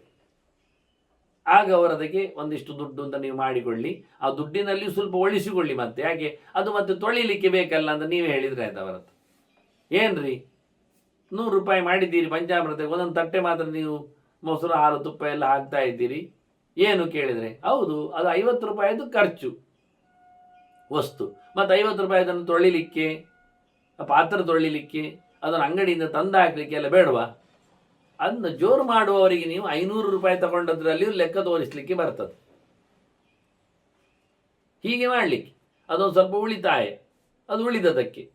ಹೀಗೆ ಒಂದು ಲೋಕಕ್ಕಾಗಿ ಇದೆಲ್ಲ ನಿರ್ಮಾಣ ಹೊರತು ದೇವರಿಗಾಗಿ ಅಲ್ಲ. ದೇವರು ತನಗೆ ಪಂಚಾಮೃತದಿಂದ ತನಗೆ ಅವನು ಎಲ್ಲಿಯಾದರೂ ನಕ್ಕಲಿಕ್ಕೆ ತಿನ್ನಲಿಕ್ಕೆ ಹೋದದ್ದುಂಟಾ? ಇಲ್ಲ. ನೀವು ಬಿಟ್ಟಿದ್ದೀರಾ? ಇಲ್ಲ. ಹಾಗಾಗಿ ಭಗವಂತ ತನ್ನ ಹೊಟ್ಟೆ ತುಂಬಲಿಕ್ಕೆ ಪಂಚಾಮೃತ ಅಭಿಷೇಕ ಹೇಳಲೇ ಇಲ್ಲ. ಎಲ್ಲಿವರೆಗೆ ನಾವು ಮುಂದುವರಿದಿದ್ದೇವೆ ಕೇಳಿದರೆ, ನಮಗೆ ಪಂಚಾಮೃತವನ್ನು ತಿನ್ನಬೇಕೆನ್ನತಕ್ಕ ಒಂದು ಖಯಾಲಿಯಿಂದಾಗಿ ನಾವು ಆಳೆತ್ತರದ ವೃಂದಾವನಕ್ಕೂ ನಾವು ಶುರು ಮಾಡಿದ್ದೇವೆ. ಈಗ ಹಿಂದೆ ಯಾವುದೇ ಒಂದು ದಾಖಲೆಯಲ್ಲಿಲ್ಲ. ಹಿಂದೆಂದ್ರೆ ಸಾಮಾನ್ಯ ಒಂದು 50-100 ವರ್ಷಗಳಲ್ಲೇ ಅದರ ಇತಿಹಾಸವೇ ಇರಲಿಲ್ಲ. ಅತ್ಯಂತ ಆಶ್ಚರ್ಯಕರವಾದ, ಅಷ್ಟೇ ನೋವು ಉಂಟು ಮಾಡತಕ್ಕ ಸಂಗತಿ ಅದು. ವೃಂದಾವನ ಅಂದರೆ ನಿಮಗೆ ನಾನು ಬಿಡಿಸಿ ಹೇಳಬೇಕಾಗಿಲ್ಲಲ್ಲ, ಮತ್ತೆಂಥದ್ದು. ಸಮಾಧಿ, ಅದರ ಮೇಲೆ ನೀವು ಏನೇ ಇಡಿ ಅದು ಸಂಗತಿಯೇ ಅಲ್ಲ. ನಾನು ಅದರ ಮೇಲೆ ನಾನು ಶಾಲಿಗ್ರಾಮ ಇಟ್ಟು ಮಾಡ್ತೇನೆ ಹೇಳಿದೆ. ಶಾಲಿಗ್ರಾಮ ಪ್ರತ್ಯೇಕ ಎಲ್ಲಿ ಅದು ಇಟ್ಟು ಮಾಡಿ, ಅದಕ್ಕೆ ಯಾಕೆ ಮಾಡಬೇಕು? ಅಲ್ಲಿ ಯಾಕೆ ಅಲ್ಲಿ ಶಾಲಿಗ್ರಾಮ ಇಡ್ಲಿಕ್ಕೆ ಬರ್ತದ?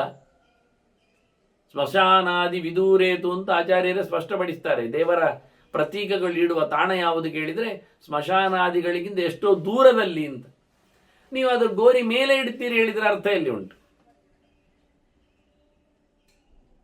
ಪಾದರಾಜರ ಕಾಲದಲ್ಲಿ ಗಲಾಟೆ ಆಗಿತ್ತಲ್ಲ, ಅವರು ಪೀಠ ಹಾಕಿ ಪೂಜೆ ಮಾಡಲಿಕ್ಕೆ ಚಿಟ್ಟೆಯಲ್ಲಿ ಕೂತಾಗ ನವಾಬ ಒಂದು ಹೇಳ್ತಾನೆ, ಎಲ್ಲ ಸ್ವಾಮಿ ಅದು ಚಿಟ್ಟೆ ಅಲ್ಲ, ಅದು ಗೋರಿ, ನನ್ನ ಮಗ ಸತ್ತ ಹೆಣದ ತಾಣ ಅಂತ. ಇಲ್ಲಪ್ಪ ಅಂತಾರವ್ರು. ಅಲ್ಲಪ್ಪ ಹೇಳಿರೋರು, ಇಲ್ಲಪ್ಪ ಅಂದದ್ದು. ನಮಗೆ ಪರವಾಗಿಲ್ಲ, ಎಲ್ಲಿ ಚಿಟ್ಟೆಯಲ್ಲಿ ನಾವು ಪೂಜೆ ಮಾಡ್ತೇವೆ ಹೇಳ್ಬೋದಿತ್ತು, ನಮಗೇನು ಮಡಿ ಮೇಲಿಗೆ ಪ್ರಶ್ನೆ ಅಲ್ಲ, ಇದು ತಪ್ಪಲ್ಲ ಅಂತ. ಅವ್ರು ಹಾಗೆ ಹೇಳಲಿಲ್ಲ. ಇದು ಗೋರಿ ಅಲ್ಲ, ಇದು ಸಮಾಧಿ ಅಲ್ಲ, ಇದು ಚಿಟ್ಟೆ ಅಲ್ಲ, ಇದು ಹೆಣ ಇಲ್ಲ ಅಂತ. ಮತ್ತೆ ಜೀವಂತ ಇದ್ದಾನವ, ಹೌದಾ ಅಂತ ತೆಗೆದು ನೋಡಿದಾಗ ಜೀವಂತವ. ಹಾಗಾದರೆ ಗೋರಿ ಮೇಲೆ ಪೂಜೆ ಮಾಡಲಿಕ್ಕೆ ಬರುವುದಿಲ್ಲ ಅಂತ ಆಯ್ತು, ಶಾಲಿಗ್ರಾಮ ಇಡ್ಲಿಕ್ಕೆ ಆಗುವುದಿಲ್ಲ ಅಂತ ತೋರಿಸಿಕೊಟ್ರು ಅವರು ತಮ್ಮ ಇತಿಹಾಸದಲ್ಲಿ. ಕಲಿಬೇಕಾದ ಕಥೆಗಳು ಕೆಲವು. ಹಾಗಾಗಿ ಏನು ಅರ್ಥ ಆಯಿತು? ಇದು ನಮ್ಮ ಕೈಯಾಳಿ. ನಾವು ಹಿಂದೆ ಒಂದು ಕತೆ ಕೇಳಿದ್ದೇವಲ್ಲ, ಮಸಣದಲ್ಲಿ ನರಿಯ ಮತ್ತು ಹದ್ದಿನ ಗಲಾಟೆಗಳು. ಹಾಗೆ ಆಯಿತು, ಹೆಣವನ್ನಿಟ್ಟುಕೊಂಡು ತಮ್ಮ ತಿನ್ನಲಿಕ್ಕೆ ಹೊಟ್ಟೆ ತುಂಬಿಸ್ತಾರೆ. ಮತ್ತೆ ಶಿವನೇ ಬಂದು ಅವರ ಬಾಯಿ ಮುಚ್ಚಿಸಿದ್ದು ಬಿಡಿ, ಹೊಟ್ಟೆ ತುಂಬಿಸಿದ್ದು. ಹಾಗೆ ನಮ್ಮದು ನಮಗಾಗಿ ಇರತಕ್ಕಂಥ ಲೋಕದ ಸೃಷ್ಟಿ. ಅದರಿಂದ ಭಗವಂತನ ಹತ್ರ ಅರ್ಜುನ ಹೇಳ್ತಾನೆ, ನಿನಗಾಗಿ ಯಾವುದೂ ಅಲ್ಲ, ಇಡೀ ಜಗತ್ತೇ ನಿನ್ನ ಮನೆ, ಆದರೆ ಅದು ಯಾವುದು ನಿನಗಾಗಿ ಅಲ್ಲ. ಆದರೆ ನೀನಿಲ್ಲದ ತಾಣ ಇಲ್ಲ. ಎಲ್ಲ ಪ್ರತೀಕಗಳೂ ನಿನ್ನದೇ. ಪ್ರತಿ ವ್ಯಕ್ತಿಯು, ಪ್ರತಿ ವಸ್ತುವು, ಪ್ರತಿ ಕಣವು ಜಗತ್ತು ಸೃಷ್ಟಿ ಮಾಡಿದೆ. ಜಗತ್ತಿನೊಳಗೆ ನೀನು ತುಂಬಿದಿ. ತತ್ಸೃಷ್ಟವಾದ ದೇವಾನು ಪ್ರಾವಿಶತ ಅಂತ ಲೋಕಧಾಮ. ಪ್ರತಿಯೊಂದು ವಸ್ತುವು ನಿನ್ನ ಪ್ರತೀಕವಾಗಿದೆ, ಮನೆಯಾಗಿದೆ, ನಿನ್ನಲ್ಲಿ ನಿಂತಿದೆ. ಹೀಗೆ ಸುಮಾರು ಅರ್ಥಗಳು, ಬೇರೆ ಬೇರೆ ಅರ್ಥಗಳನ್ನು ನಾನು ಹೇಳಿತ್ತು. ಲೋಕ ಅಂದರೆ ಶಾಸ್ತ್ರ ಅಂತ ಅರ್ಥ ಮಾಡಿದರೆ ಇವೆಲ್ಲ ಚಿಂತನೆಗಳಲ್ಲಿ ಇರುವುದು ಶಾಸ್ತ್ರದಲ್ಲಿ ಅಂತ ಹೇಳಲಿಕ್ಕಾಗ್ತದೆ. ಬೆಳಗುವ ಸ್ವರೂಪ ನಿನ್ನದು ಎನ್ನುವ ಅರ್ಥ ಉಂಟು, ಧಾಮ ಸ್ವರೂಪ ಅರ್ಥ ಮಾಡಿದಾಗ. ಮುಗಿಯುವುದಿಲ್ಲ. ಇದು ಯಾಕೆ ಮುಗಿಸ್ಲಿಲ್ಲ ಕೇಳಿದರೆ, ನಾನು ಇಲ್ಲಿ ಬಂದದ್ದೇ ದೇವರ ಹೆಸರಿನ ಬಗ್ಗೆ ಔಚಿತ್ಯಗಳ ಚಿಂತನೆ. ಈ ಚಾಪ್ಟರೇ ಅದುವೇ.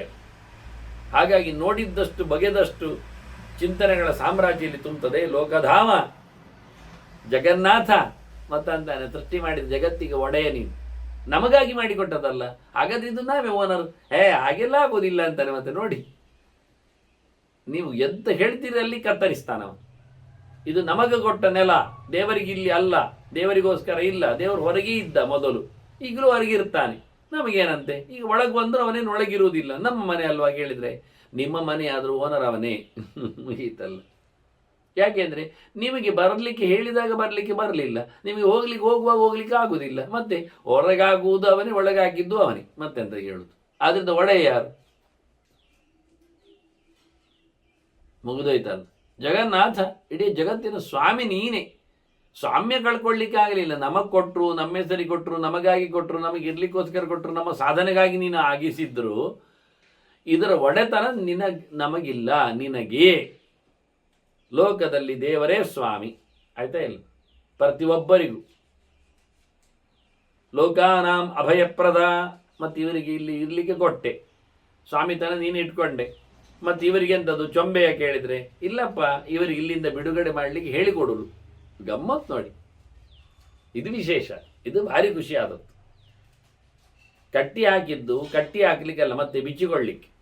ಅದು ನೆನಪಿಟ್ಕೊಳ್ಳಿ.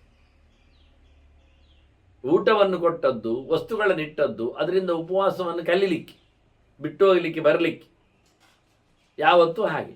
ಪ್ರತಿ ವಸ್ತುಗಳ ಉಪಯೋಗ ಎಲ್ಲಿ ಕೇಳಿದರೆ, ಅದು ಇಲ್ಲದೆಯೂ ಹೇಗೆ ಬದುಕಲಿಕ್ಕೆ ಬರ್ತದೆ ನೋಡಿಕೊಳ್ಳಲಿಕ್ಕೆ, ಕಲೀಲಿಕ್ಕೆ ಮಾತ್ರ.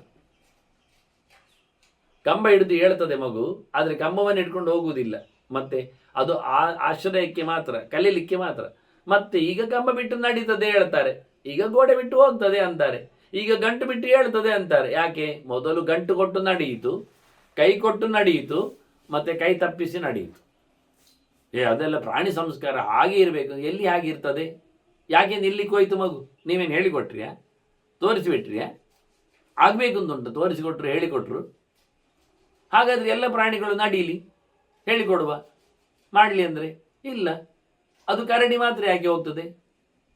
ನಾಳೆಯಿಂದ ಚಿರತೆ, ಜೀಬ್ರಾ, ಆನೆ ಎಲ್ಲ ಹಾಗೇ ಬರಲಿ ದಾರಿಯಲ್ಲಿ ಉದ್ದಕ್ಕೆ. ಅಂದರೆ ಏನಾಗ್ತಾ ಇತ್ತು? ಅದು ಮನುಷ್ಯನಿಗೆ ಮಾತ್ರ ಕಾಲಿ ಎನ್ನುವುದು ಎರಡು ಕಡೆಯಲ್ಲಿ, ಕೈ ಎನ್ನುವುದು ಕೆಲಸದಲ್ಲಿ. ಅವುಗಳಿಗೆ ಕೆಲಸ ಇಲ್ಲ. ಆನೆಯನ್ನು ನಾವು ಎರಡು ಕಾಲಲ್ಲಿ ನಿಲ್ಲಿಸಿ ಸರ್ಕಸ್ಸಿನಲ್ಲಿ ಮಾಡಿ ಅದಕ್ಕೆ ಪನಿಷ್ಮೆಂಟ್ ಇದ್ದಾಗ ಆಗ್ತದೆ. ಅದು ಎಂತ ಕೊಟ್ಟದ್ದಕ್ಕೆ ಮಾಡೋದು. ಎಂತಾದ್ರೂ ಯಾವಾಗ ಬಿಡ್ತದೆ, ಅದಕ್ಕೆ ಎರಡು ಕೈಯಲ್ಲಿ ಬೇರೆಯನ್ನು ಮಾಡಲಿಕ್ಕೆ ಬರ್ತದ? ಅದಕ್ಕೆ ಚತುಷ್ಪಾದ ಅಂತ ಕರಿತೇವೆ, 4 ಕಾಲು ಅಂತಲೇ ಕರಿತೇವೆ ನಾವು. 2 ಕೈ 2 ಕಾಲು ಅಂತ ಹೇಳುವುದಿಲ್ಲ. ಅದನ್ನ ಉಳಿದ ಪ್ರಾಣಿಗಳಲ್ಲಿ ನಾವು ಅದನ್ನು ಗಮನಿಸ್ಲಿಕ್ಕೆ ಆಗುವುದಿಲ್ಲ. ಆದರೆ ಮಂಗ ಹಾಗಲ್ಲ. ಅದು ಕೈ ಮಾಡ್ತದೆ, ಸಿಪ್ಪೆ ತೆಗೀತದೆ ಕೈಯಲ್ಲಿ, ಬಾಯೊಳಗೆ ತಿಂತದೆ ಹಣ್ಣನ್ನು. ಕರಡಿ ಕೈಯಲ್ಲಿ ತೆಗೀತದೆ ಜೇನುಗೂಡನ್ನು, ಹರಿದು ಬಿಡ್ತದೆ, ಬಾಯೊಳಗೆ ಹಾಕೊಳ್ಳುತ್ತದೆ. ಹಾಗಾದರೆ ಅವುಗಳಿಗೆ ಆಗಿರತಕ್ಕ ಸಂಸ್ಕಾರಗಳಿವೆ, ಎಲ್ಲ ಒಂದೇ ಪ್ರಕಾರ ಅಲ್ಲ ಅಂತ ಅರ್ಥ ಆಗ್ತದೆ. ಹಾಗಾಗಿ ಇಲ್ಲಿ ನಿಮಗೆ ಕಲಿಸಿ ಹೊರಗೋಗ್ಲಿಕ್ಕೆ ತಿಳಿಸಿಕೊಡ್ಲಿಕ್ಕೆ ಬಂದದ್ದು ಹೊರತು ಇದನ್ನೇ ನಂಬಿ ಇದರಲ್ಲೇ ಆಡಿ ಅಂತ ಹೇಳಿದ್ದಲ್ಲ. ದೇವರು ಕೊಟ್ಟದ್ದು ಜಗತ್ತು ಸಾಧನೆಗೆ ಎಂದಾಗಲಿ ಶಬ್ದ ಹೇಳಿದ್ದೇನೆ ನಾನು. ಹಿಂದೆ ಒಂದು ಶಬ್ದ ಮಾತಾಡಿದೆ ಹೇಳುವಲ್ಲಿ. ಇದು ನಮಗೆ ಗಮ್ಮತ್ತು ಮಾಡಲಿಕ್ಕೆ, ಮಲಗಲಿಕ್ಕೆ, ಹಾಯಾಗಿರ್ಲಿಕ್ಕೆ ಇದು ತೊಟ್ಟಿಲಲ್ಲ. ಇದು ಇಲ್ಲೇ ಇರ್ಲಿಕ್ಕಲ್ಲ. ತೊಟ್ಟಿಲು ಕೊಟ್ಟದ್ದು ಹತ್ತಲಿಕ್ಕೆ, ಇಳಿಲಿಕ್ಕೆ, ಮತ್ತೆ ಅಷ್ಟೇ. ಮತ್ತೆ ಇಲ್ಲ ಕಟ್ಟಿ ಹಾಕ್ತಾರೆ ಅದನ್ನು. ಮತ್ತೆ ತೊಟ್ಟಿಲಲ್ಲೇ ಮಲಗುವುದಲ್ಲ, ಮತ್ತೆ ಹೊರಗೆ ಬರಲಿಕ್ಕೆ ಉಂಟು. ಹೀಗಾಗಿ ಭಗವಂತ ಕೊಟ್ಟಿರತಕ್ಕ ಈ ಜಗತ್ತು ಕಲೀಲಿಕ್ಕೆ ಹೊರತು ಇಲ್ಲಿಂದ ಹೊರಗೆ ಬರ್ಲಿಕ್ಕೆ ಉಂಟು ಹೇಳಲಿಕ್ಕೋಸ್ಕರ ಅರ್ಜುನ ಹೇಳ್ತಾರೆ ಲೋಕಾನಾಂ ಅಭಯಪ್ರದ. ಮತ್ತು ಇಲ್ಲಿನ ಅಭಯ ಅಂದರೆ ಕ್ಷೇಮಸ್ಥಾನ, ಮೋಕ್ಷ. ಇಲ್ಲಿ ಜಗತ್ತು ಭಯವೇ ಇರುವುದು, ಲೋಕದಲ್ಲಿ ಭಯವೇ ಉಂಟು, ಅದು ನೀವು ನೋಡಲಿಲ್ಲ. ದೇವರು ಲೋಕ ಕೊಟ್ಟ ಅಂದ ನಂತರ ಇಲ್ಲಿ ಭಯದಿಂದಲೇ ಬದುಕಲಿಕ್ಕೆ. ನೀರು ಕುಡಿದ್ರೆ ಜ್ವರ ಬರ್ತದೆ ನೋಡಿ, ಮಳೆಗೆ ನೆಂದರೆ ನೆಗಡಿ ಆಗ್ತದೆ, ಬಿಸಿಲಿಗೆ ಹೋದರೆ ತಲೆ ಚಕ್ಕರ ಬರ್ತದೆ, ಗಾಳಿ ಕಮ್ಮಿ ಆದರೆ ಉಸಿರಾಟ ಕಿತ್ತೋಗ್ತದೆ. ಎಂತ ಹೇಳ್ತಿ? ತಿನ್ನಲಿಕ್ಕೆ ಹೊರಟ್ರೆ ವಿಷಮಯವಾಗಿರ್ತದೆ, ನಿದ್ದೆ ಜಾಸ್ತಿ ಮಾಡಿದರೆ ಮೈಯಲ್ಲಿ ಕೊಬ್ಬು ಬೆಳೀತದೆ, ಕೆಲಸ ಜಾಸ್ತಿ ಮಾಡಿದರೆ ಮೈ ಸವೆದು ಹೋಗ್ತದೆ, ಉಪವಾಸವೇ ಮಾಡಿ ಕೂತರೆ ಸತ್ತೇ ಹೋಗ್ತಾನೆ, ಸಮ ತಿಂದು ಬಿಟ್ಟರೆ ಆರೋಗ್ಯ ಕೆಡುತ್ತೆ. ನಾತ್ಯಷ್ಟದಸ್ತು ಯೋಗೋಸ್ತಿ ನದೇಕಾಂತ ಮಾನಷ್ಟದ ನಚಾದಿ ಸ್ವಪ್ನಶೀಲಸ್ಯ ಜಾಗ್ರತೋ ನೈವಚಾರ್ಜುನ ಹೇಳಿಬಿಟ್ಟವ. ದಿನ ಜಾಗರಣೆ, ಇವರು ದಿನ ಶಿವರಾತ್ರಿ. ಹಾಗಾದರೆ ಅವರದ್ದು 12ನೇ ರಾತ್ರಿ ಕಾಣ್ತೀರಿ ನೀವು ಸ್ವಲ್ಪ ಸಮಯದಲ್ಲಿ. ಇಲ್ಲ ಅಂದ ಕೃಷ್ಣ, ಬೇಡ ಅಂದವ, ಆಗುವುದಿಲ್ಲ ಅಂದವ. ಪ್ರತಿದಿನ ಉಪವಾಸವೂ ಸಮ ಇಲ್ಲ, ಪ್ರತಿದಿನ ಜಾಗರಣೆಯೂ ಸಮ ಅಲ್ಲ, ಮತ್ತೇನು ಮಾಡುವ? ವ್ಯವಸ್ಥಿತವಾಗಿ. ಆದರೆ ಲೋಕಾನ ಅಭಯಪ್ರದ, ಇಲ್ಲಿನ ಭಯವನ್ನು ನಿವೃತ್ತಿಗೊಳಿಸಲಿಕ್ಕೆ ಬೇಕಾದ ಪಾಠವನ್ನು ಕೊಟ್ಟ, ಇಲ್ಲಿಂದ ಬಿಡುಗಡೆಯನ್ನು ಇಟ್ಟ, ಮತ್ತೆ ಜಗತ್ತಿನೊಳಗೆ ಸುಳಿಯುವಂತೆ ಬರುವಂತೆ ಅಲ್ಲದೆ ಅಂತೆಯೂ ಪರಿಸ್ಥಿತಿಯನ್ನು ಮಾಡಿಕೊಳ್ಳುವ ವ್ಯವಸ್ಥೆ ಮಾಡಿಕೊಟ್ಟಿದ್ದೆ. ಅದು ನೀನೇ ಅಲ್ಲ. ಹಾಗಾಗಿ ನನಗೆ ನಿನ್ನ ಅತ್ಯಂತ ಪ್ರಶಸ್ತವಾದ ಹೆಸರುಗಳ ಚಿಂತನೆ ಬೇಕು. ಎಲ್ಲೆಲ್ಲ ಬಂದಿದೆ ಇವನೇ ಕೋಟ್ ಮಾಡ್ತಾನೆ, ವೇದೇಶು ಸಪುರಾಣೇಶು ಯಾನಿ ಗುಹ್ಯಾನಿ ಕರ್ಮಭಿಹಿ. ವೇದಗಳಲ್ಲಿ ಬಂದ ಹೆಸರುಗಳು ನನಗೆ ಹೇಳಬೇಕು. ಸಪುರಾಣೇಶು, ಪುರಾಣಗಳಲ್ಲಿದ್ದದ್ದು ನನಗೆ ಸಿಗಬೇಕು. ನೋಡಿ, ತೋರಿಸಿಬಿಟ್ಟ ದೇವರ ಹೆಸರುಗಳನ್ನು ಎಲ್ಲಿ ತೆಗಿಬೇಕು, ಇದು ಕಲಿಬೇಕು ನಾನು.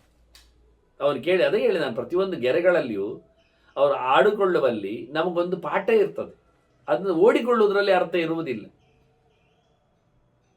ಪುರಾಣಗಳು ಅಂದ ತಕ್ಷಣ ಇವತ್ತು ಸಿಗುವ 18 ಪುರಾಣಗಳ ಮಾತ್ರ ಕಣ್ಣು ಓಡಿಸುವುದಲ್ಲ. ಅದಾಗಲಿ, ಅದು ಸರಿ, ಅದು ಸಂಕ್ಷೇಪ. ಅದು ನಿಜವಾಗಿ ಪುರಾಣ ಎಷ್ಟುಂಟು ಗೊತ್ತುಂಟ? ಶತಕೋಟಯ ಪಂಚರಾತ್ರಂ ಪುರಾಣಂ ತಾವದೇವಹಿ. 100 ಕೋಟಿ ಶ್ಲೋಕ ಪುರಾಣ ಉಂಟು.